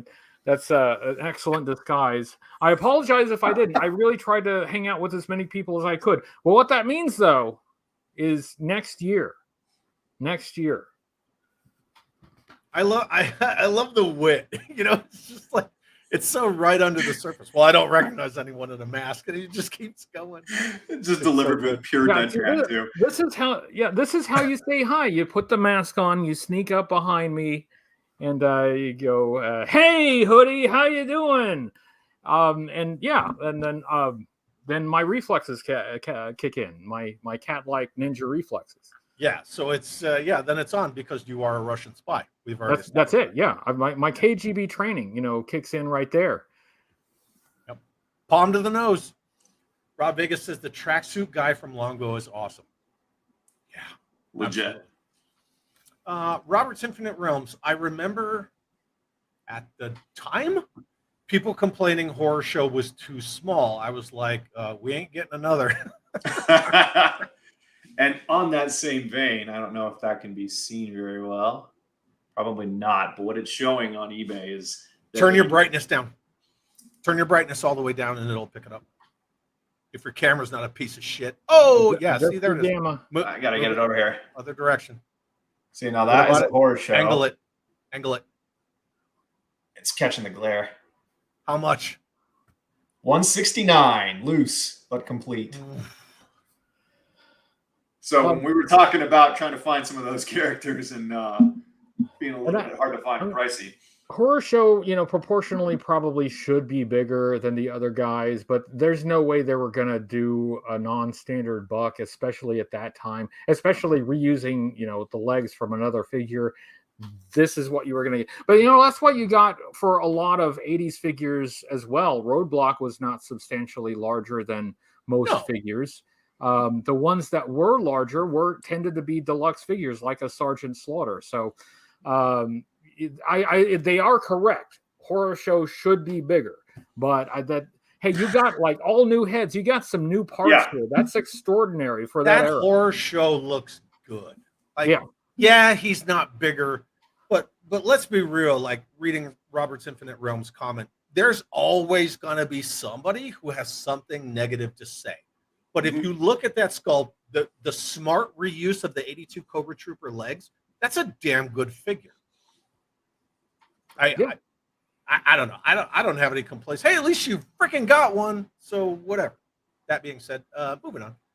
Cutthroat Comics has a question. I can't answer this. Maybe one of you can. In 2005, did Snake Eyes ever have a gray outfit? I don't know. Let me see if I can look that up whilst you talk amongst yourselves. Talk amongst yourselves. Okay. So, hey, Crispin Cutthroat, somebody's going to get the answer real quick. That's why we're a community. And then Brendan says, I'm getting the Russians and Longbow to flesh out a Cold War Russian squad. Hell yeah, that's how you do it, right? And that's the brilliance. Like we were talking about early on in the show about how Hasbro doesn't want to do O-Ring Joes anymore. There's still a lot of them that people can get that they don't have. And then you can get these parallel lines and you can pad out your collections and your teams. Snake Eyes version 23 from 2005 does kind of have a gray look to it, according to you. Yeah, there was some later Snake Eyes that they went kind of more gray than black as well. But yeah, that one looked pretty gray. There you go, Cutthroat. Snake Eyes version 23. Google that shit. Also known as GTS, right? And then Lilith says, we didn't get the 97 line here, and so I had to import all the stuff. I stopped collecting in retail stores once Hasbro stopped supporting us, but I never stopped collecting Joe. So you can say I collected all my life. Very cool. Yeah, and that's what Rob Vegas was saying too. That the dark years were literally dark years for Australia. Before the dark times. Jeff Butler says special mission issue 26, passing of the guard. Ooh. Yeah. Yeah. That's when a lot of them got dead, right? Yes. Yeah. Yeah. That's rough. So if anybody hasn't read G.I. Joe Special Missions number 26, please do, because it's one of those things that will scar you for life. Like when you read the issue where the Saw Viper gets rid of or Battle Force 2000, when they were just supposed to like take them out in the middle of nowhere and drop them off. But he decided to put them all in a pit. And Cobra Commander says, I said kiss them, not kill them. not kill them. Spoiler. Father Son Galaxy is in the house. Thanks for being here. G.I. Joe was my all-time favorite line, but when it comes to the 90s, I'm embarrassed of what I don't know. That's why we're here. That's why we're here. I'm there too. I'm an 80s guy. I'm still learning about the 90s. That was not my era, and I'm having to learn as I go. So I gotta say, from me, from Nick, from my previous co-host James, that's why this show was important to us, because a lot of people either discount the 90s or they crap on the 90s, because anytime they hear 90s Joe, all they think of is eco, neon, nothing else. They don't think of like all the great stuff that came. 94's Blockbuster, the Ghost Striker S16. Yeah, so 93 Ace version 3 that came with the Ghost Striker X16 is one of the best figures ever made. Of the line, period. Headhunter Stormtrooper is my favorite army builder ever. And I have some modern customs of him that would just blow. Nick, did you see those? Yeah. Yeah, they're dope. They're ridiculous, right? Yep. They're so awesome, but there's a lot of cool stuff in the 90s. Not just 90 to 94 Real American Hero, but that 95 to 2006, the Dark Era stuff. There's some cool stuff in there.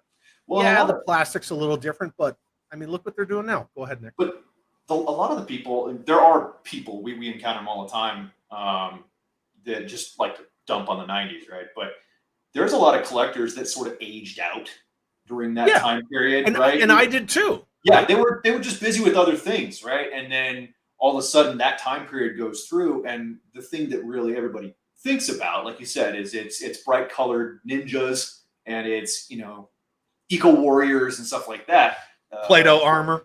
Yeah, Mega Marines and all. They think about that because those were like the hyped ones, but then there's these sleeper figures and sleeper vehicles that are just kind of spattered through that whole sector. And the General awesome. is 1990. Yeah, just fantastic stuff. And they just kind of discounted it, and we find more and more people didn't even know about it because they just they didn't assume anything was in it. So I will say that the resale prices on all of those has been going up for the last few years. Yeah. Just as, you know, maybe a decade or so ago, a lot of 80s collectors started to come back and pick things up. Now a lot of 90s collectors are starting to come back, and this is the stuff they're looking for. Now, the 90s kids have that disposable income now. Yeah. I will always, you know, be an 80s guy. I love the 80s stuff. That's my era. But I've said before, these young cats from the 90s, you know, they're going to be the ones, you know, when we age out, they're going to be the ones buying our collection, so that we can go into the nursing home, the memory care unit. So they could decide what nursing home you go to. So be nice to them. Be nice to them. And have a couple 90s figures in your collection so they'll buy your stuff. Yeah, exactly. Yeah, absolutely. And you know, and that's why we love doing this show. Yeah, So, I mean, Jeff, go for it. Nope. I was just gonna say, I was a 90s Joe kid. I mean, that's late 80s throughout the 90s was kind of my prime playing with and collecting the Joe time period as a kid. But now, right, like I look at this and I go, oh, well, not only do I want the 90s stuff, but I want this early 80s stuff that I didn't get. It wasn't around. I didn't have a way to get it. eBay and whatnot. None of those were really a forum yet. And so it kind of brings the whole line together. And a lot of the 90s kids and the 90s collectors are also kind of spurring that interest in the earlier 80s stuff too, because they're going, hey, that's pretty cool. It's kind of the forefathers of the line. I want that. So, I think that also applies to the pre-80s Joes, because yes, I know that there was a bit of a rift between, you know, the 12-inch collectors and the 3 3/4-inch collectors, as young usurpers took over their hobby and their conventions and all that. But some of the 80s collectors started to look back, and that's kept like the 60s and 70s stuff alive as well. And yep, there you go. The I got a ton of it. Now people are starting to get interested in Super Joe. So bringing more people in, bringing in new fans benefits everyone. Because at least some of them are going to start to look back and find cool stuff from before their era, and want to get their hands on that. So you also see the love letters now. So they just did a Bullet Man Joe Fest exclusive in the 4-inch modern, and I ate that thing up. I loved it. It's gorgeous. Yeah, absolutely. So Jeff Butler says, I was missed at the DFW Joe show. Thank you very much, Jeff. And he says, but it makes sense with your profession. Things happen. Yeah, they do. And look who's here. Big Bacon. So Patrick from Big Bacon's Bunker is here. Thanks for being here, buddy. Bryan, what's your best horror show impression? Let me see if I can do. Wait. Oh yeah, I'm the Sean Connery. Yo Joski. Yo Joski Trebek. Yo Josker. That's what your mother said when I was making love to her last night, Trebek. Ha ha ha ha. I'll take swords for 500. That's S words. And then Lilith says, Deke had October Guard in it a lot. Yep, that's true. Yeah, the Deke series did. World Made of Cardboard. I was thinking I saw him from Arise Serpentor Rise. No. Mm-hmm. There was no October Guard in that 5-parter, right? Not that I remember. Not that I can recall. I just watched it not that long ago, because that, truth be told, is my favorite 5-parter in all of G.I. Joe. And now you might want to know. Okay. We're a little behind on the chat. We got a little chatty, and the chat got away from us some. Robert's Infinite Realm says, it's a fine line, exposition for the audience, BS, realistic intel. Well, what do you do? Yeah, sure. It is, yeah. It's completely exposition. Like, oh, hey, look, here's this new faction. Well, who are they? Well, let me explain it while we're driving very fast. And then Brendan says, first time I have seen that video clip, coming in late to Joe. I'm learning so much and buying at top of the market. Yeah. But we're glad we could share that with you. And that's the whole point, right, of this community and doing this kind of stuff. Yeah. You know, it's to entertain and inform and have fun. And add some more obscure figures that are high priced and hard to find to your to-do list. Because we like stuff. So anyway, yeah, that's season 1, episode 50, Brendan. So you can go check it out. That's you see how they first meet and all their little BS and whatnot. Anyway, so they're all just kind of talking to each other. World Made of Cardboard. I only heard of the DFW G.I. Joe show the Friday before the weekend. I couldn't go. Yeah, it's kind of one of those things. Now you know, and knowing is something. Yeah, new to the convention scene. Draws says, I am scanning eBay right now, and apparently there's a G.I. Joe classified Dana October Guard. Yes, the SoCal Joe show one. Yep, they did make one. Yep. Those exclusives for those shows, there's not a big run of them. So no, yeah, they're if you're not there to get them, prices are gonna go up. That being said, every year, whatever they have left over from the SoCal Joe show, when it doesn't completely fall on the weekend of Joe Fest like this year, right? They'll bring them to Joe Fest, because last year they brought that Monkey Wrench and Dreadnought Ram cycle because the weeks were, or the shows were a couple weeks apart. So Next year, Joe Fest is going back to the end of June, so we shouldn't have that overlap. But then again, it's Joe Fest, so I would think that everybody else should get out of their way, but they tend to just not do it.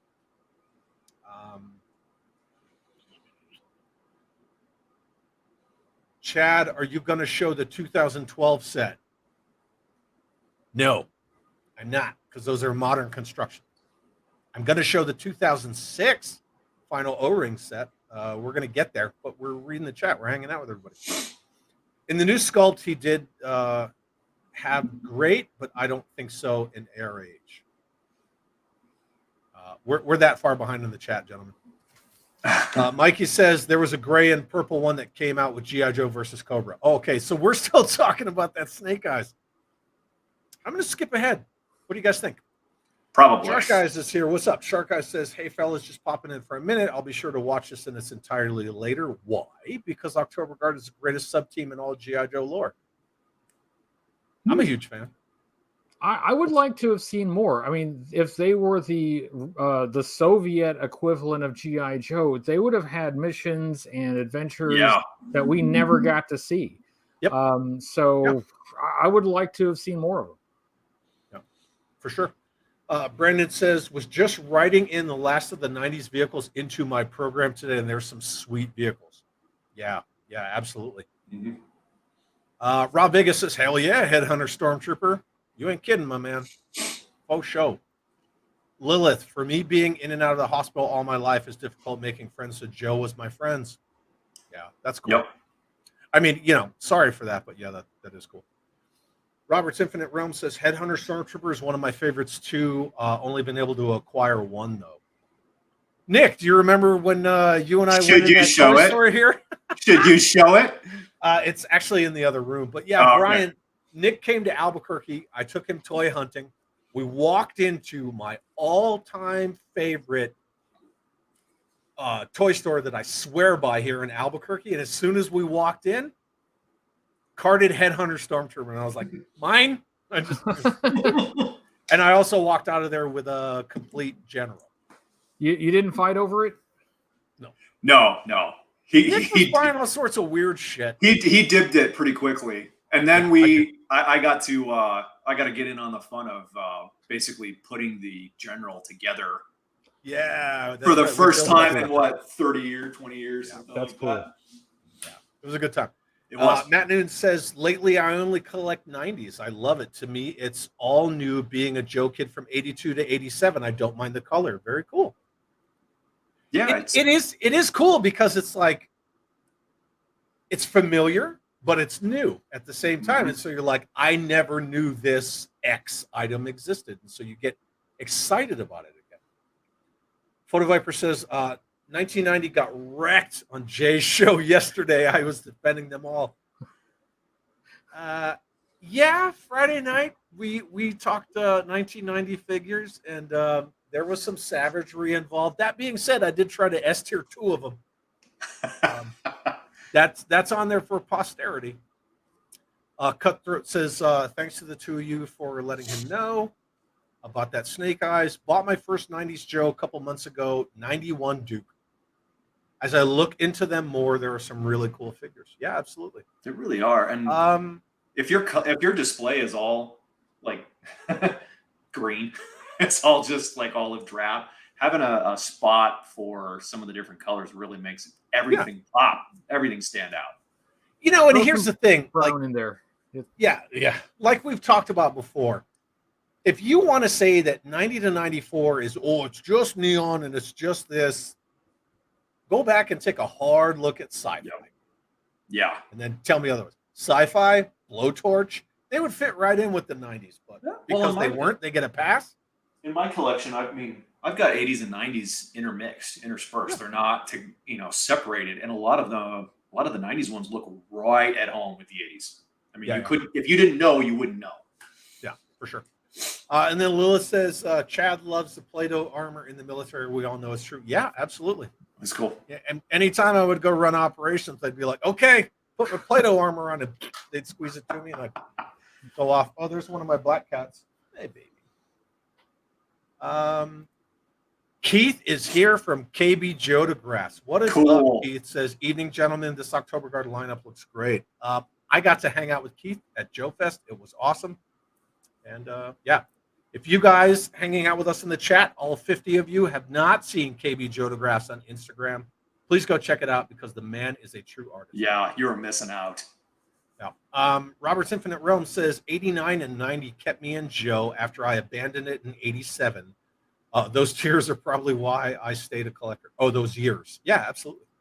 Yeah, there was a bounce. 87 had some pretty weird stuff, but they came back around. You got better. And that being said, like somebody pointed out, how we kind of beat up on 1990 a little bit. 90 was that weird gap year before Vinny DeLivia, before Kirk Brazigian, like before they really got that traction as brand manager and president or vice president of Boys Toys, where they really set that whole G.I. Joe as a language sort of a thing. And then you saw like 91 and 94 where they just tore off. Like 93 was Joe's second biggest year. So that stuff's for a reason. And then Lila says there are some gems in the 90s eras that like that Battle Core Stalker. Ooh. So that's a good one. This is for you two and for everybody else hanging out in the chat. Jay Bartlett, our good friend, my brother, right? I asked Jay, what do you want from Joe Fest? Name it. What do you want? And he said, I want a 1994 Star Brigade Cobra Commander. Okie dokie. I'll get it. I found one on a card. Brian, I'm sure you walked past it. That guy who had that whole table in 90s carded Joes. Yeah. He wanted a lot of money for the figure. So I was like, meh, Jay's going to open it anyway. So let me see if I can find a loose one. No. And you know how it is when you go to Joe Fest looking for that one figure and you think you're going to find it, but you spend like 3 hours going to vendors going, hey, do you have this figure? And they're like, no. Go to the next one. Just keep going down the row. So finally I said, screw it. I went over there. I bought him the carded one, because I love him and he's worth it. He had the Battle Core Stalker with the black, not the light green. And I picked him up and he's like, wait. That's painted. And I was like, wait, what? And he was like, that's not the black pauldron variation. Someone just took a black paint pen and painted over it. And I was like, oh. And I dropped it. I was like, thank you for being honest about that. At least he told you. Yeah, At least he told me. Because he had that Stalker with the lime green pauldrons and the lime green grenades carded. But then loose, baggy with the weapons and everything on a peg, he had the one with the black shoulder pauldrons. And I snagged that one. And he's like, no, just for your situational awareness. It's not that one. I was like, oh, okay, cool, thanks. Whatever.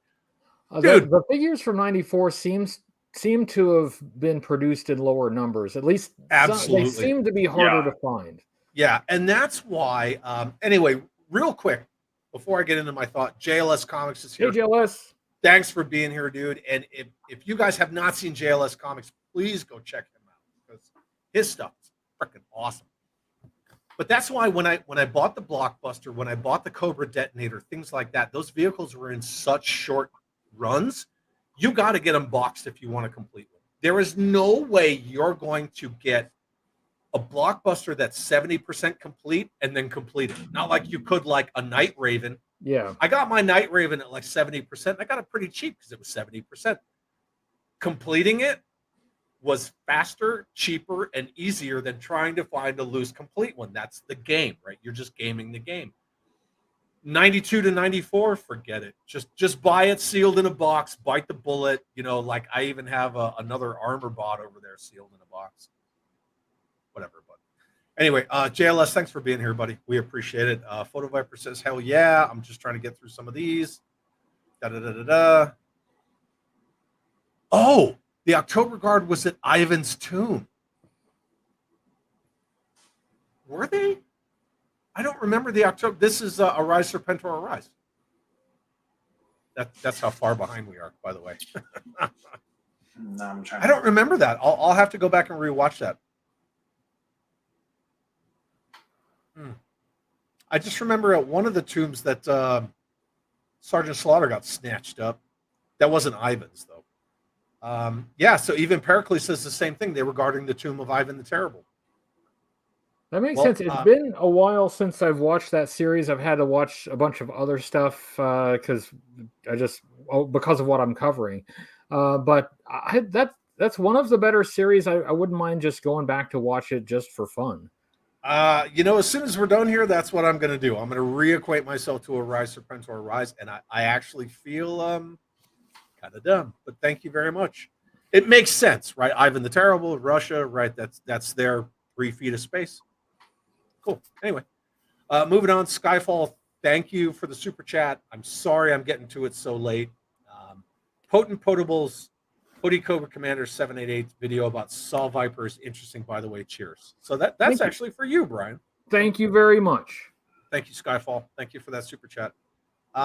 Rachel says, sorry you couldn't make it. Yeah, I am too. Hopefully next year for sure. Oh, is that the Rachel that I met at DFW? Is that the same Rachel? If so, nice to see you, Rachel. Carry on. Look at the picture. I don't know. Does that look like the same Rachel, Brian? Well, it could be, or it could not be, Rachel. Rachel, I'll see you there next year. How about that? So, thank you, Brian. You're welcome. Matthew says Joe Fest was never Joe Con, completely different groups. Yes, Joe Con was Hasbro's. They killed it. Joe Fest started after that. Yeah, and then Scuba Pete says 21st through the 23rd. Oh, man. Now they're talking about Joe Fest dates. Moving on. Skyraven, General, we're moving through. Steven says Nick was on the original 82 Joe Hunt. Yeah, I was. Yeah, you were. Did you ever finish it? I did. Cool. What do you want, 83? No, I'm back just in random. I just wanted to make sure I had that first year of everything. Oh. And then actually, Steven says 90s Joe Sparkle. Go ahead. What? I was just gonna say actually some of Brian's reviews on some of the 82 stuff was actually part of the reason that I wanted to get in on some of that. So I thank you, and my wallet does not. Yeah. But you like stuff, and that's your problem. I do like stuff. That is a problem. So Nerds Get Chicks says there was another set with Misha and the flamethrower guy. You mean Dragonsky? Yes, we're going to get to that. We're still getting to that. Yeah, I'm trying to get through the chat.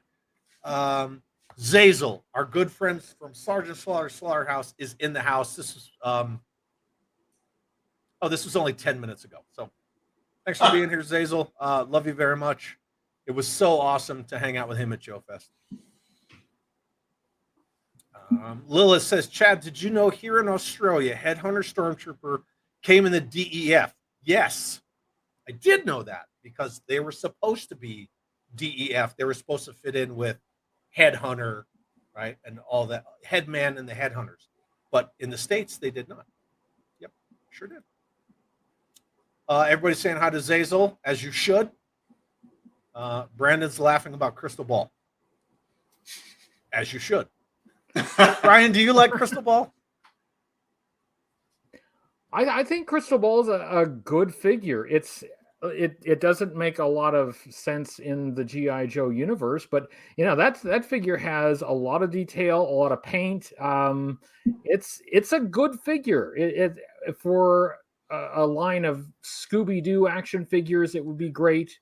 Yeah. Be great as a Batman villain. I don't hate the figure. I just don't think it makes a lot of sense. Yeah.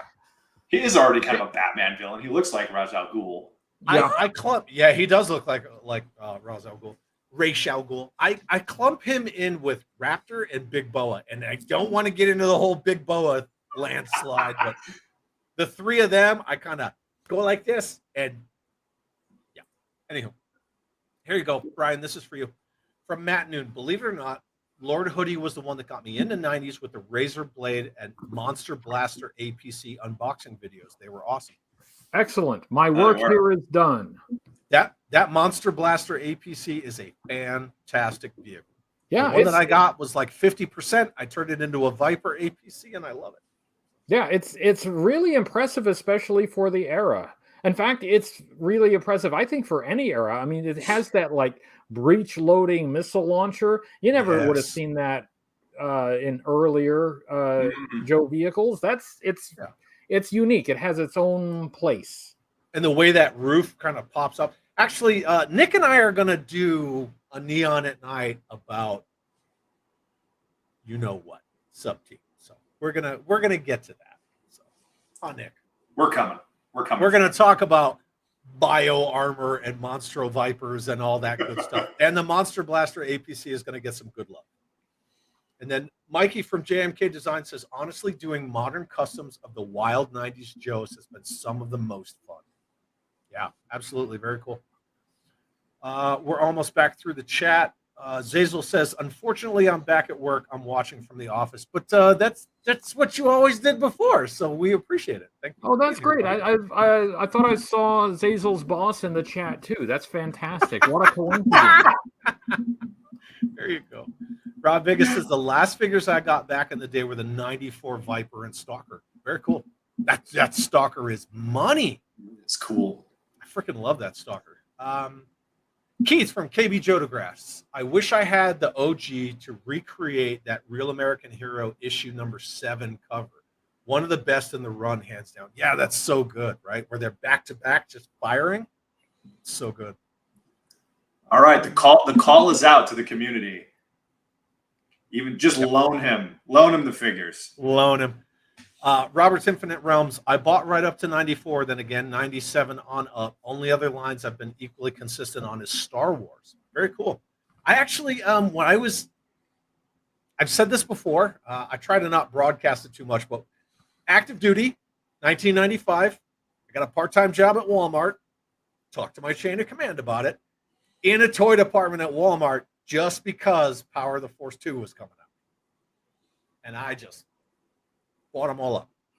That's when I was still like super gaga into Star Wars. That being said, Chris Wilkinson, what's up, dude? Says G.I. Joe helped defend the tomb. Yeah, okay. Yeah, so they were. My bad. Sorry about that. I couldn't remember where I put my wallet this morning, so shit happens, right? Rachel says the Blockbuster and Cobra Detonator are awesome 90s vehicles. Yeah, absolutely. I did unboxing videos on both of those, Brian. Did you? Did I? I did not, because I don't actually have those. You didn't, because I did. No. Congratulations. See, look, now everybody's freaking sharpshooting us. Thank you. We already apologized for that. Arise Serpentor Arise Part 2. This is great for the algorithm, man. Those are interactions. That is YouTube true. algorithm loves that. Look at this. Everybody's beating us up. Yes, thank you. We appreciate it. Yes. Just before, thanks for the content. Go to Cobra Commander 788. I've been a fan for years, and you keep me informed. Thank you. Thank you, Lilith. Thank you very much. Yes. Thank you, Brian, for all you do. You are definitely the champion. Are we still doing that thing for Kevin? Yeah, I haven't gotten around to like organizing it yet, but absolutely. Okay. Right now, I just need to get through my next video. It's deadline. Right now, I just got to eat dinner at some point. Yeah, yeah, but yes, that's still the plan. Okay, so another super chat aimed at you, Brian. Thank you so much, you guys, for sending the super chats. It's greatly appreciated. From Rob Vegas, Hooded Cobra Commander 788, please do the Sean Connery knock-knock joke. You have to do it because he paid for it. Yeah, I think I have to. I had to make sure that I remembered how it went. So who wants to be Alex? It's a knock-knock joke, so somebody has to say who's there. Who wants to be Alex Trebek? You have to be very dejected and really impatient with Sean Connery's shenanigans. Which one of you would like to do that? I'll do it. I'll do it. Okay. Hey, Trebek. Knock, knock. Who's there? Me, the guy who slept with your mother last night. Ha ha ha ha ha ha ha. I got you, Trebek. With your Dago mustache. I can say that. I'm Italian, so I'm allowed to say that. Right? I thought we said no racial slurs. That episode is great. Rough, just the way your mother likes it. Anyway, moving on. Matthew Matson. Anyway, Rob Biggest, thank you. We hope that met your needs. So Matthew Matson says G.I. Joe Infestation Comics did a cool crystal ball. Oh, okay. Cthulhu. Good to know. I won't read it, but thank you. Photo Viper says now I got to go find a Headhunter DEF card backs. Yeah, they're cool. Speaking of DEF, that cutter with the submachine gun peg on his leg, that dude is money. Yeah, that's a dope figure. Yeah, that's a great. That may be my favorite version of Cutter. Yeah, and that Shark 9000. Don't sleep on that vehicle. That thing is awesome. Once I finally got one, it was James who kind of warmed me up to the Shark 9000, and then when I got it in hand, I was like, this thing is phenomenal. I love this vehicle. Draw says Crystal Ball being based on Vincent Price is why I love him. That's fair. Yeah, Vincent Price is you can't go wrong with him. Pericles says I always thought Crystal Ball looked more like Doctor Strange, bootleg Doctor Strange. Yeah, there's some of that. Maybe. Now we're on Crystal Ball, right? So Scuba, we're off the rails. We're not even talking about Indians now. Scuba Pete says Crystal Ball worked at Disneyland's Haunted Mansion as a kid. Yeah. And since we're stuck, what we call an OODA loop, that's what we're in. Beta Ray Bob says I actually like Raptor. He's goofy. Okay, that's cool. And that's the beauty of G.I. Joe. You can like Crystal Ball. You can like Raptor. You can like Big Boa.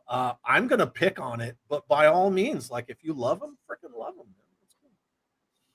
Wasn't Crystal Ball's file card written by Stephen King? Stephen King and his son Owen. Yeah. Yes, that is correct. They designed the entire character. That got confirmed much later. It was a rumor for a long time, but then there was an interview where they talk about it. So yeah. Yeah, and then later on, Sneak Peek was based on Owen King because of the relationship with the whole creation of Crystal Ball. Yeah, 6 degrees of weird ass figures. Everybody's talking about. So there it is right there. Yep. Matt Noon says, nice, can't wait for Bio Armor Neon at Night. Thank you. That'll probably be the next episode, but this guy and I got to talk about it and then come up with a stupid tongue-in-cheek name for it, because I always try to be cheeky like that.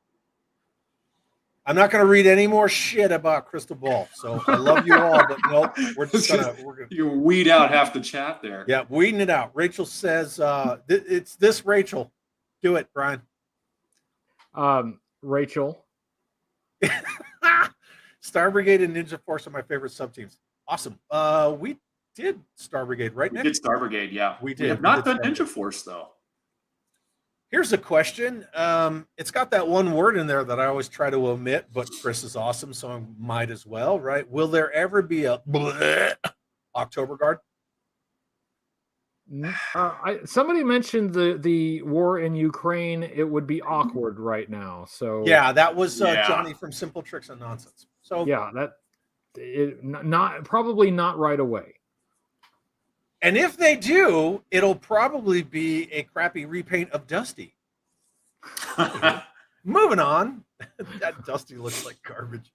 That's just me. Whatever. I'm jaded. I'm like the 12-inch guys in like 1983, 84 who still haven't gotten over it yet. That's me.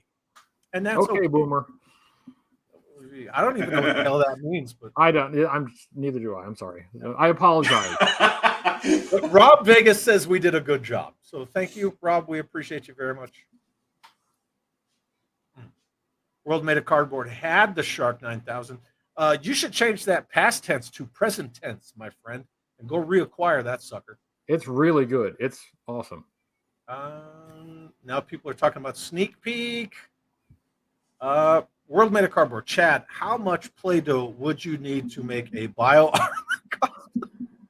Could you imagine that, Brian? Could you imagine that? Walking into Joe Fest with Play-Doh bio armor. Wait, I don't know. Like, whoever does that needs to get some kind of prize for committing to that. That's, I think that's, first of all, I hope somebody does. But whoever does, I think, deserves some kind of accolade for it. I want to just for the laughs. It wouldn't be that hard if you had Stormtrooper armor, right? You could just, I don't even know how that much Play-Doh would stay on your person to begin with. I think that's kind of the point. Maybe you could do some kind of a mesh. I don't know. I could talk to Johnny from Simple Tricks and Nonsense, and I bet you we could come up with a plan for that. It would be, or you could put it in something clear. Yeah, it would be easy to pin a medal on him. You just press it in. Good job. Here's your participation ribbon. Same thing with his sidearms. Just squish it in. Nick? Matt Damon.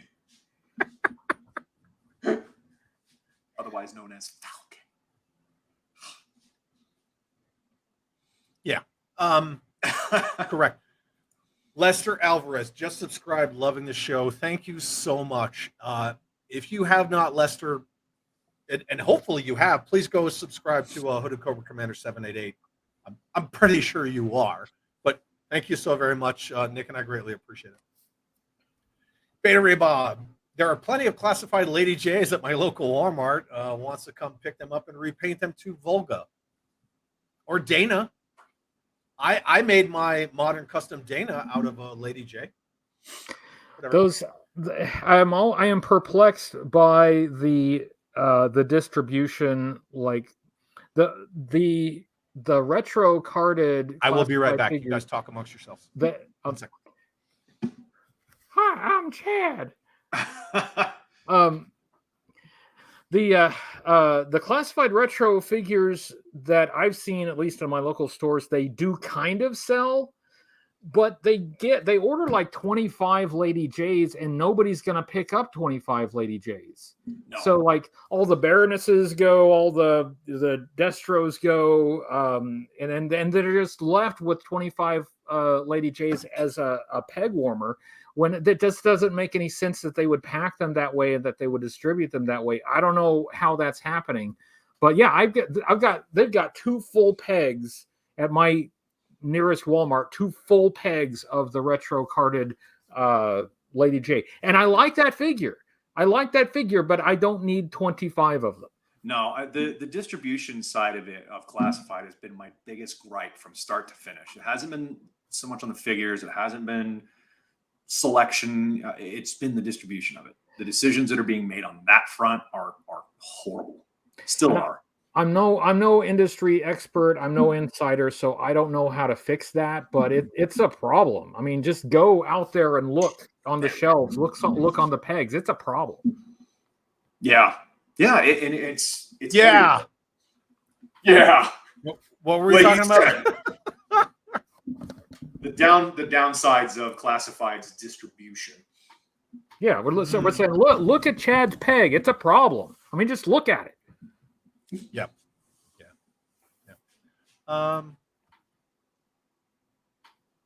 Yeah. I think the chat's getting away from us again. No, not really. Jeff Butler says, getting back to the October Guard discussion in time for October. Yeah. Yes. Oh, yep. Nope. Not going to have the classified conversation. Hasbro distribution has issued since the 90s. So this is kind of one of those things. Everybody wants to talk about distribution now, and they say post, thing that went down. They had distro problems long before that. Oh yeah, yes. Pandemic. This did not just start with supply chain business. Yeah, that's not new. Yeah, and then same here, right? Distribution has Yeah. been an issue for a long time. I remember complaining in the 25th anniversary years about it. Yeah, absolutely. And that's the thing. Like, I know we're getting a little bit off the rails, and I had to excuse myself for a moment. I apologize for that. But I'm back. You will see people post on Instagram or Facebook like a Target, and it's just stocked. I'm like, where does that Target exist?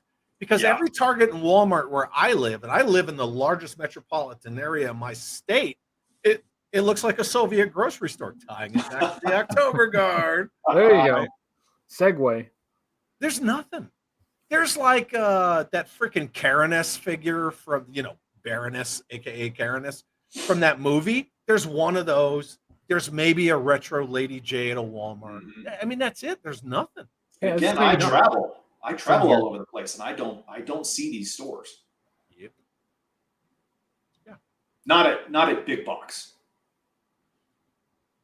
Yeah, that's true, Matthew. Yeah, there's all sorts of fun little terms you can use.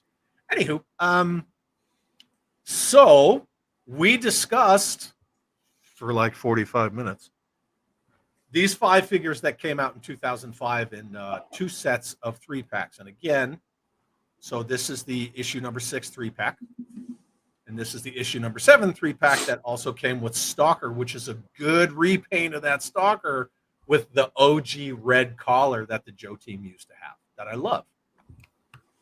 And I gotta say, even though we're not talking about that line, that 1/12 scale line that I don't like, I really wanted to see that grunt be like OG issue 1 grunt, red collar, yellow web gear. I really, really, really wanted to see it. But whatever. They had to make Grunt a troop builder. What do you think about that, Brian? Grunt is an army builder. Yeah, That bugged me.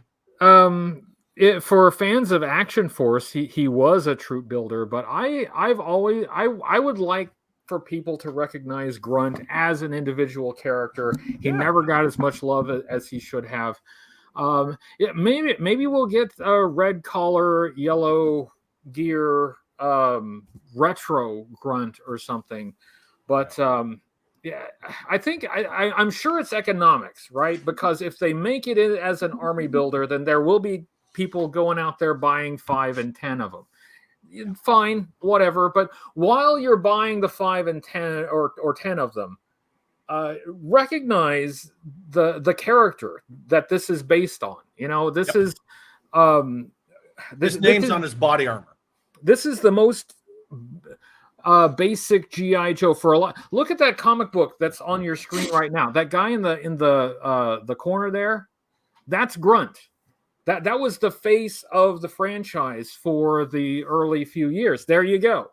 And Grunt's on everything.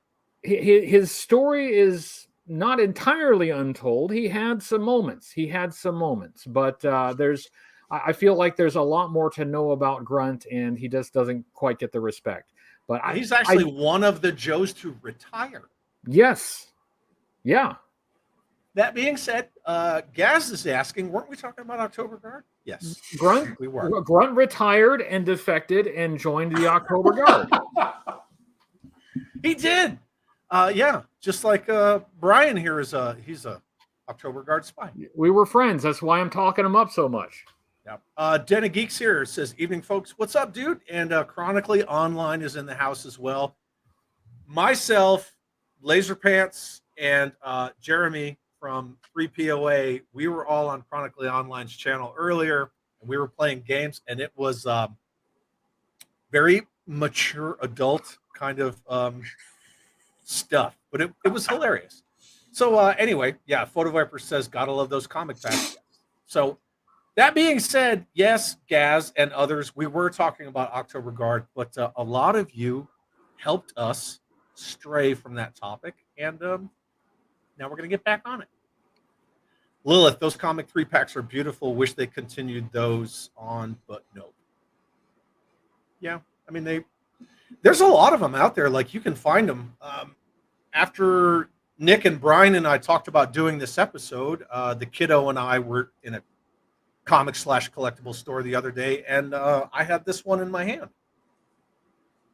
And I kind of wanted to grab it, but that place is known for really marking up their prices. Nick, I don't know, you're generally the price guy, but I didn't think 160 for this. Yeah. See?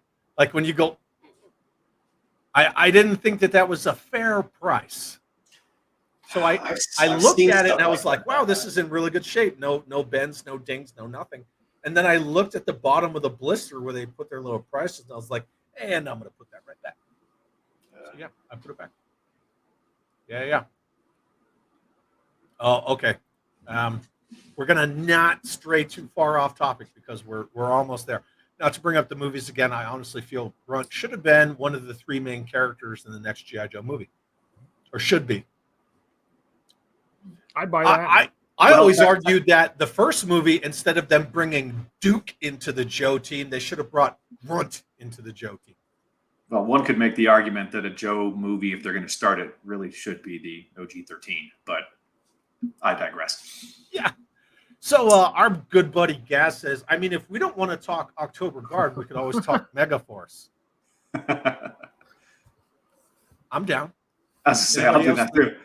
Anybody else in the chat want to talk about? Fans are talking about making it a troop builder. Okay, I'm. You know what? If it doesn't say October Guard, I'm just going to pass it. It's an R-rated stream. Yeah, it absolutely was an R-rated stream. And Megaforce. Moving on. What do you think about this?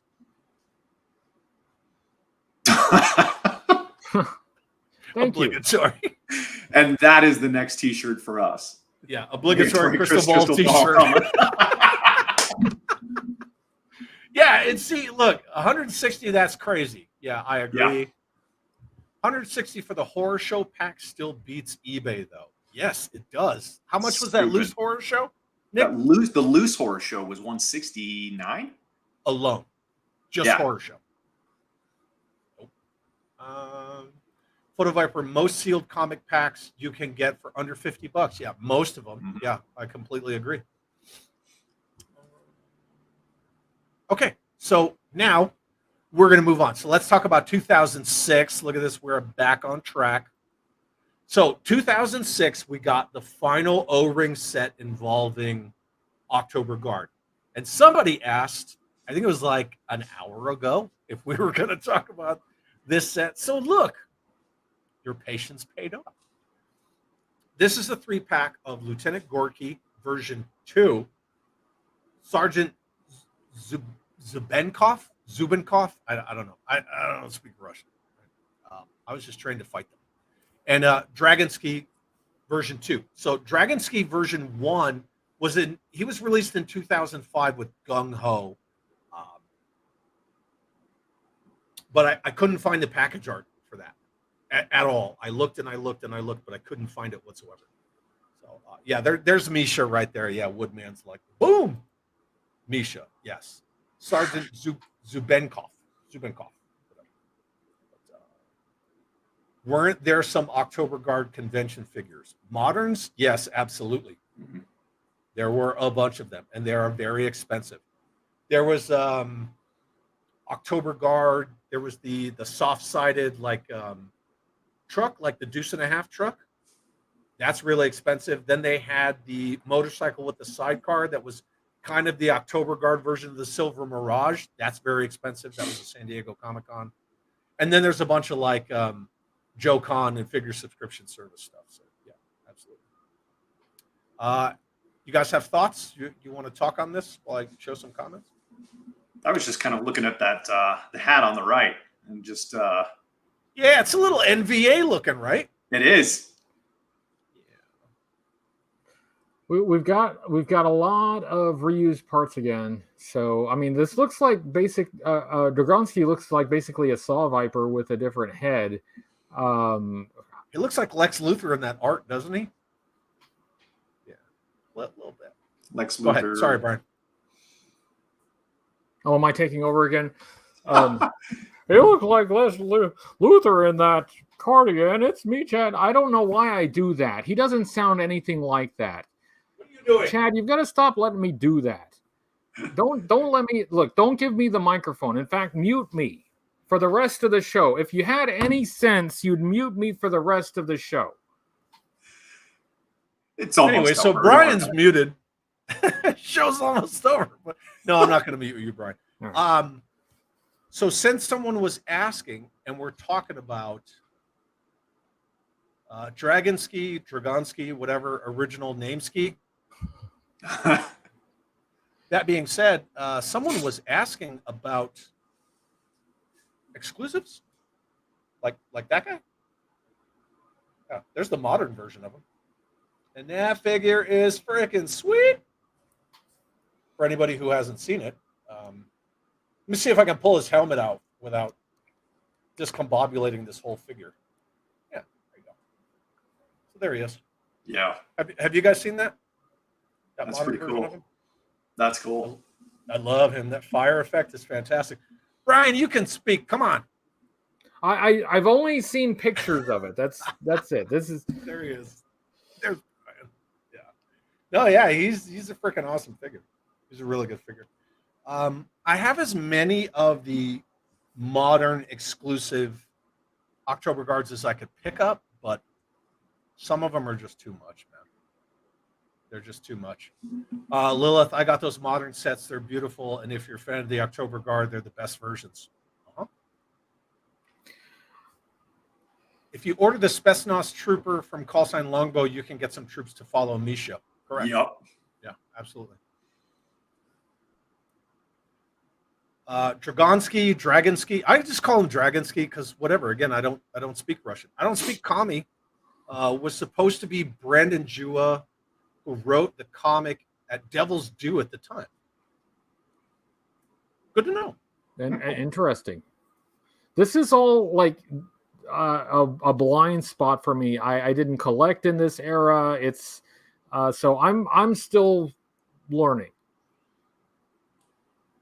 Yeah, same. I'm not leaving. I'm getting up and getting figures, and I don't like to get up on camera. It's to me, it's a respect thing. It's a courtesy to others. Yes, I'm wearing shorts. No, I'm not undressed from the waist down, as people like to joke.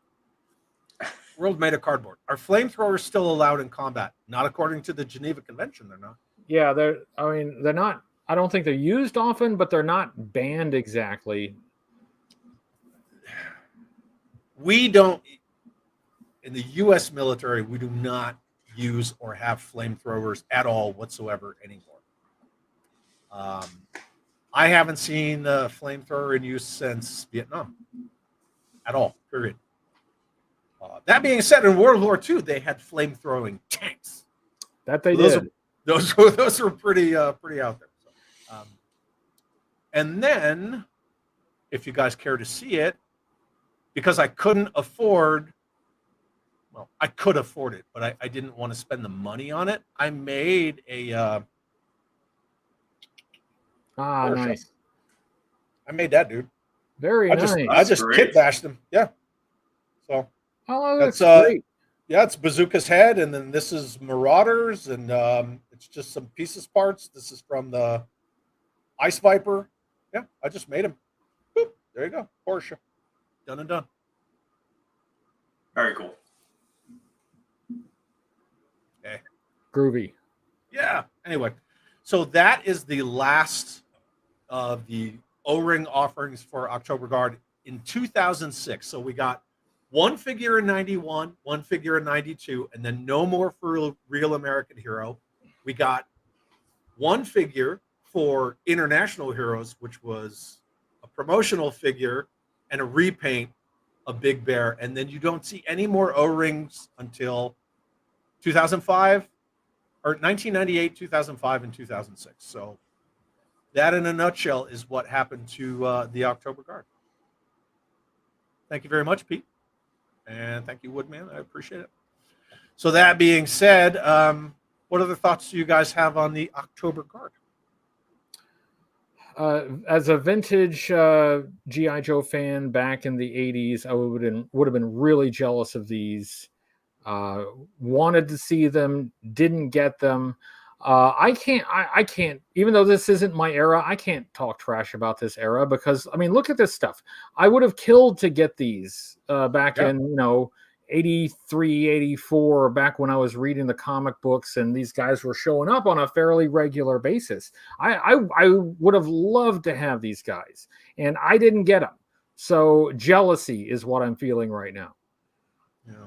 I know a lot of people tend to nitpick the aesthetic of the, that 90s or any of the dark era O-ring stuff where they say like the shoulders are too weird, or they kind of have that weird Spider-Man look to them. And I can kind of see it, but if you want October Guard and O-ring, there they are, go get them. Right. So 98, 2005, 2006, they're out there again. Yeah, that horror show is expensive, but there are some people who do great O-ring costumes. Matthew LaCroix, and I bet you he could make you a horror show cheaper than the one that Nick found on eBay. I can almost guarantee it because I'm pretty sure that he's got pieces, parts, and his buddy Adam Ant does great work too. So there's a lot of people out there who make figures. You don't absolutely have to get the Hasbro ones if you don't want them, but that being said, they are out there, so you can find them. Robert's Infinite Realm says, I think 85 or 86 would have been the perfect fit for these figures, in my opinion. Yeah, I would have loved that. I would have loved that. That would have been right in my wheelhouse. Yeah, especially since, like we talked about earlier, they made their Sunbow debut in 1985, and that's kind of when you saw, the general public's first introduction to these characters was with the Sunbow series. So what better time? I mean, Baroness was in the very first issue of the comics. She was in the very first like couple of cells in animation with the mass device. You didn't see a Baroness figure till 84. So yeah, because of the Baroness, I think in my 7-year-old mind back in 1982, I thought if a character showed up in the comic book or later in the cartoon, that we must eventually get a figure for it. So I thought we would get a Scarface. I thought we would get a Quinn. I thought we would get the October Guard, and that was not the case. But now my 40-something-year-old brain is like, I still really wanted it. I still would have loved to get these. Yeah, absolutely. And then Gas says these 95 plus October Guard figures are pretty great. Wish I had been collecting them then. Most of them are now on my list. Yeah, totally understandable. And sadly, some of them are pricey, and they're just going to keep going up in price, like we were talking about earlier, because the 90s kids, they're starting to get that disposable income that a lot of us 80s kids have been seeing for a while. So those prices will just keep going up. Photo Viper says, look, Matt LaCroix has a beautiful looking Honda right now. So yeah, I mean, if anybody's interested, definitely go check out Matt LaCroix stuff. Jeff Butler says, I saw them in the Sunbow cartoon before. I read about them in the comics. So I always had those voices for Breckoff and Horror Show in my head. Yeah. And that's the case with a lot of people, right? People our age, we saw the cartoon, weren't really reading the comics, but some of us were doing both at the same time.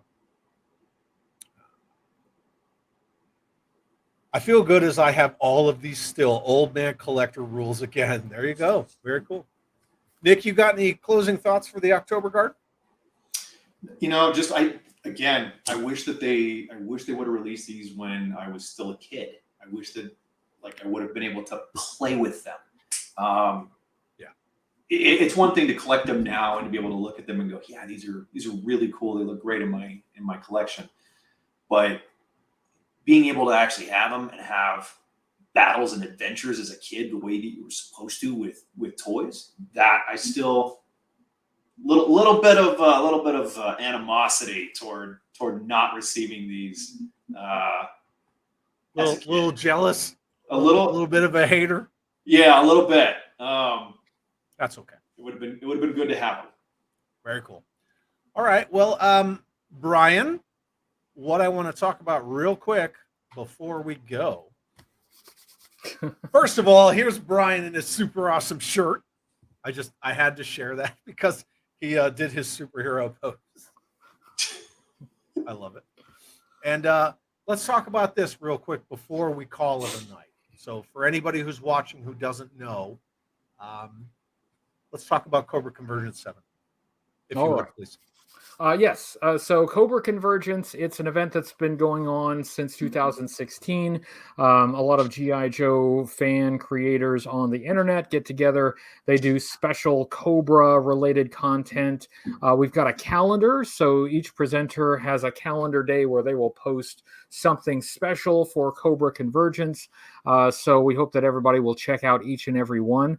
It's just a big collaborative thing. It's an opportunity for all of us to work together, to do something fun, to maybe raise the profile of G.I. Joe a little bit, and get some people's attention by talking about Cobra, which is, it's a really fun topic. Sometimes it can be the wacky and crazy side of G.I. Joe. So we have a lot of fun with it. I think every single year people have had fun with it. They've enjoyed it. There's been something special. The presenters really pull out the stops and go all out and make some amazing stuff. So first of all, thank you, Chad. Thank you to everyone who is in. Thank you to everyone who is participating. For those who are not participating, please check HCC788.com. Right on the front page, there's the calendar there that shows you every day that everybody's going to be presenting, and I will also share all of those. If you are not on the calendar and you'd still like to do something for Cobra Convergence, you're absolutely invited to do that. I will be doing on Mondays a promotional video. So if you send me something, if you create something Cobra related and send me the link, just send it to me. I'll include that in a video every Monday, just kind of showing off what the community is doing. And it's a big collaborative event that goes through July. So we just started. This is day 2, but it goes all the way through July, and we've got presenters on every single day. So that's my spiel on Cobra Convergence. I really hope everybody enjoys it. I hope everybody who watches it enjoys it. I also hope all of the presenters enjoy participating too. It's supposed to be fun. It's supposed to be enjoyable. So I sincerely hope everybody has a good time. Yeah, and tying in Cobra Convergence. So, tonight we were talking October Guard, but I wanted to show the love. It's only day 2.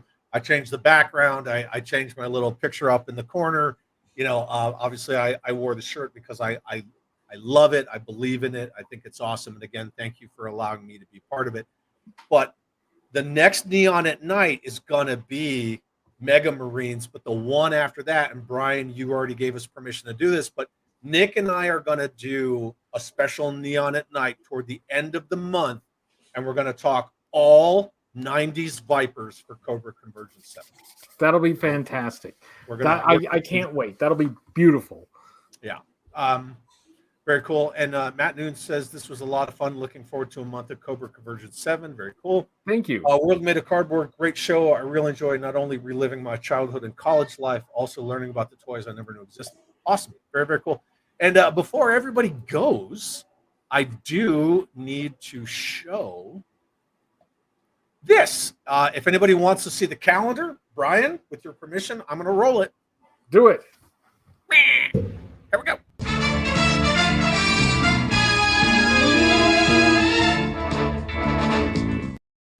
Why do my videos do that? I don't know why. Like, if we stream for a while, they just stop. Take 2.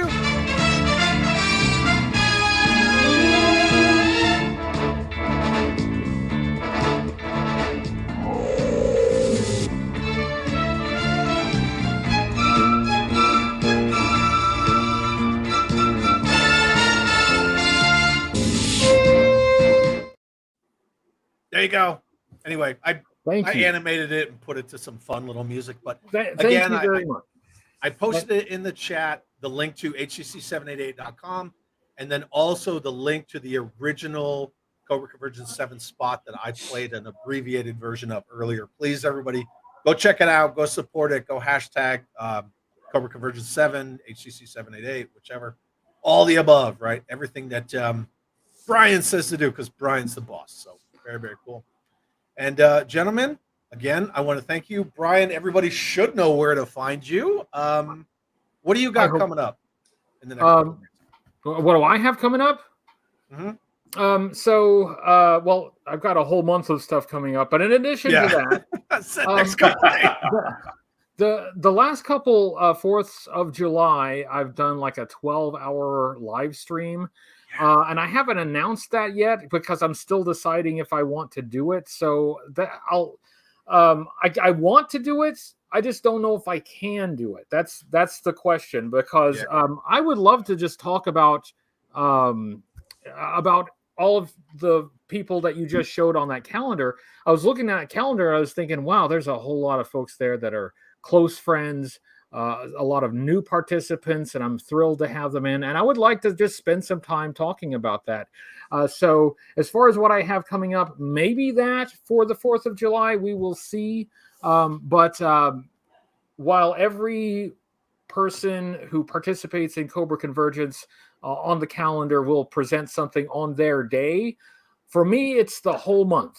So I'll be doing Cobra all through July. And today, my review of the Saw Viper went up, and I'm working on next week's review. So I've got to buckle down on that and get that finished. Very cool. And Chris from Cutthroat, since we're closing out, and to party with a bang, I just picked up a carded October Guard Big Bear figure on eBay. Cool. Very cool. Awesome. Right. Got to keep it going. Nick, it's good to see you, buddy. Thanks for You too. You too. I mean, it's your show too, so thanks for showing up for your show, buddy. Hey, what can I say? I appreciate you. All right, gentlemen, thank you so much. Everybody in the chat, great night, great conversation. I know we all collectively veered off topic, but that's the beauty of live streams, right? You can talk about whatever you want to talk. You want to talk about Megaforce? That's cool. You want to talk about classified grunt? I'm sorry, but whatever, we're going to do it. So that being said, Das vidanya, comrades. none of us could do what we do without everybody in the chat hanging out, all your participation, your enthusiasm, and thank you all so much. Bryan, again, we cannot thank you enough for gracing our Neon at Night show again. With your Thank you. Workers of the world unite. You have nothing to lose but your chains. Well, no, you could lose your life and your property and your freedom, but other than that, you have nothing to lose but your chains. Correct. Yes. Thank you very much. And everybody have a good night. We'll see you later. Yo, Joe.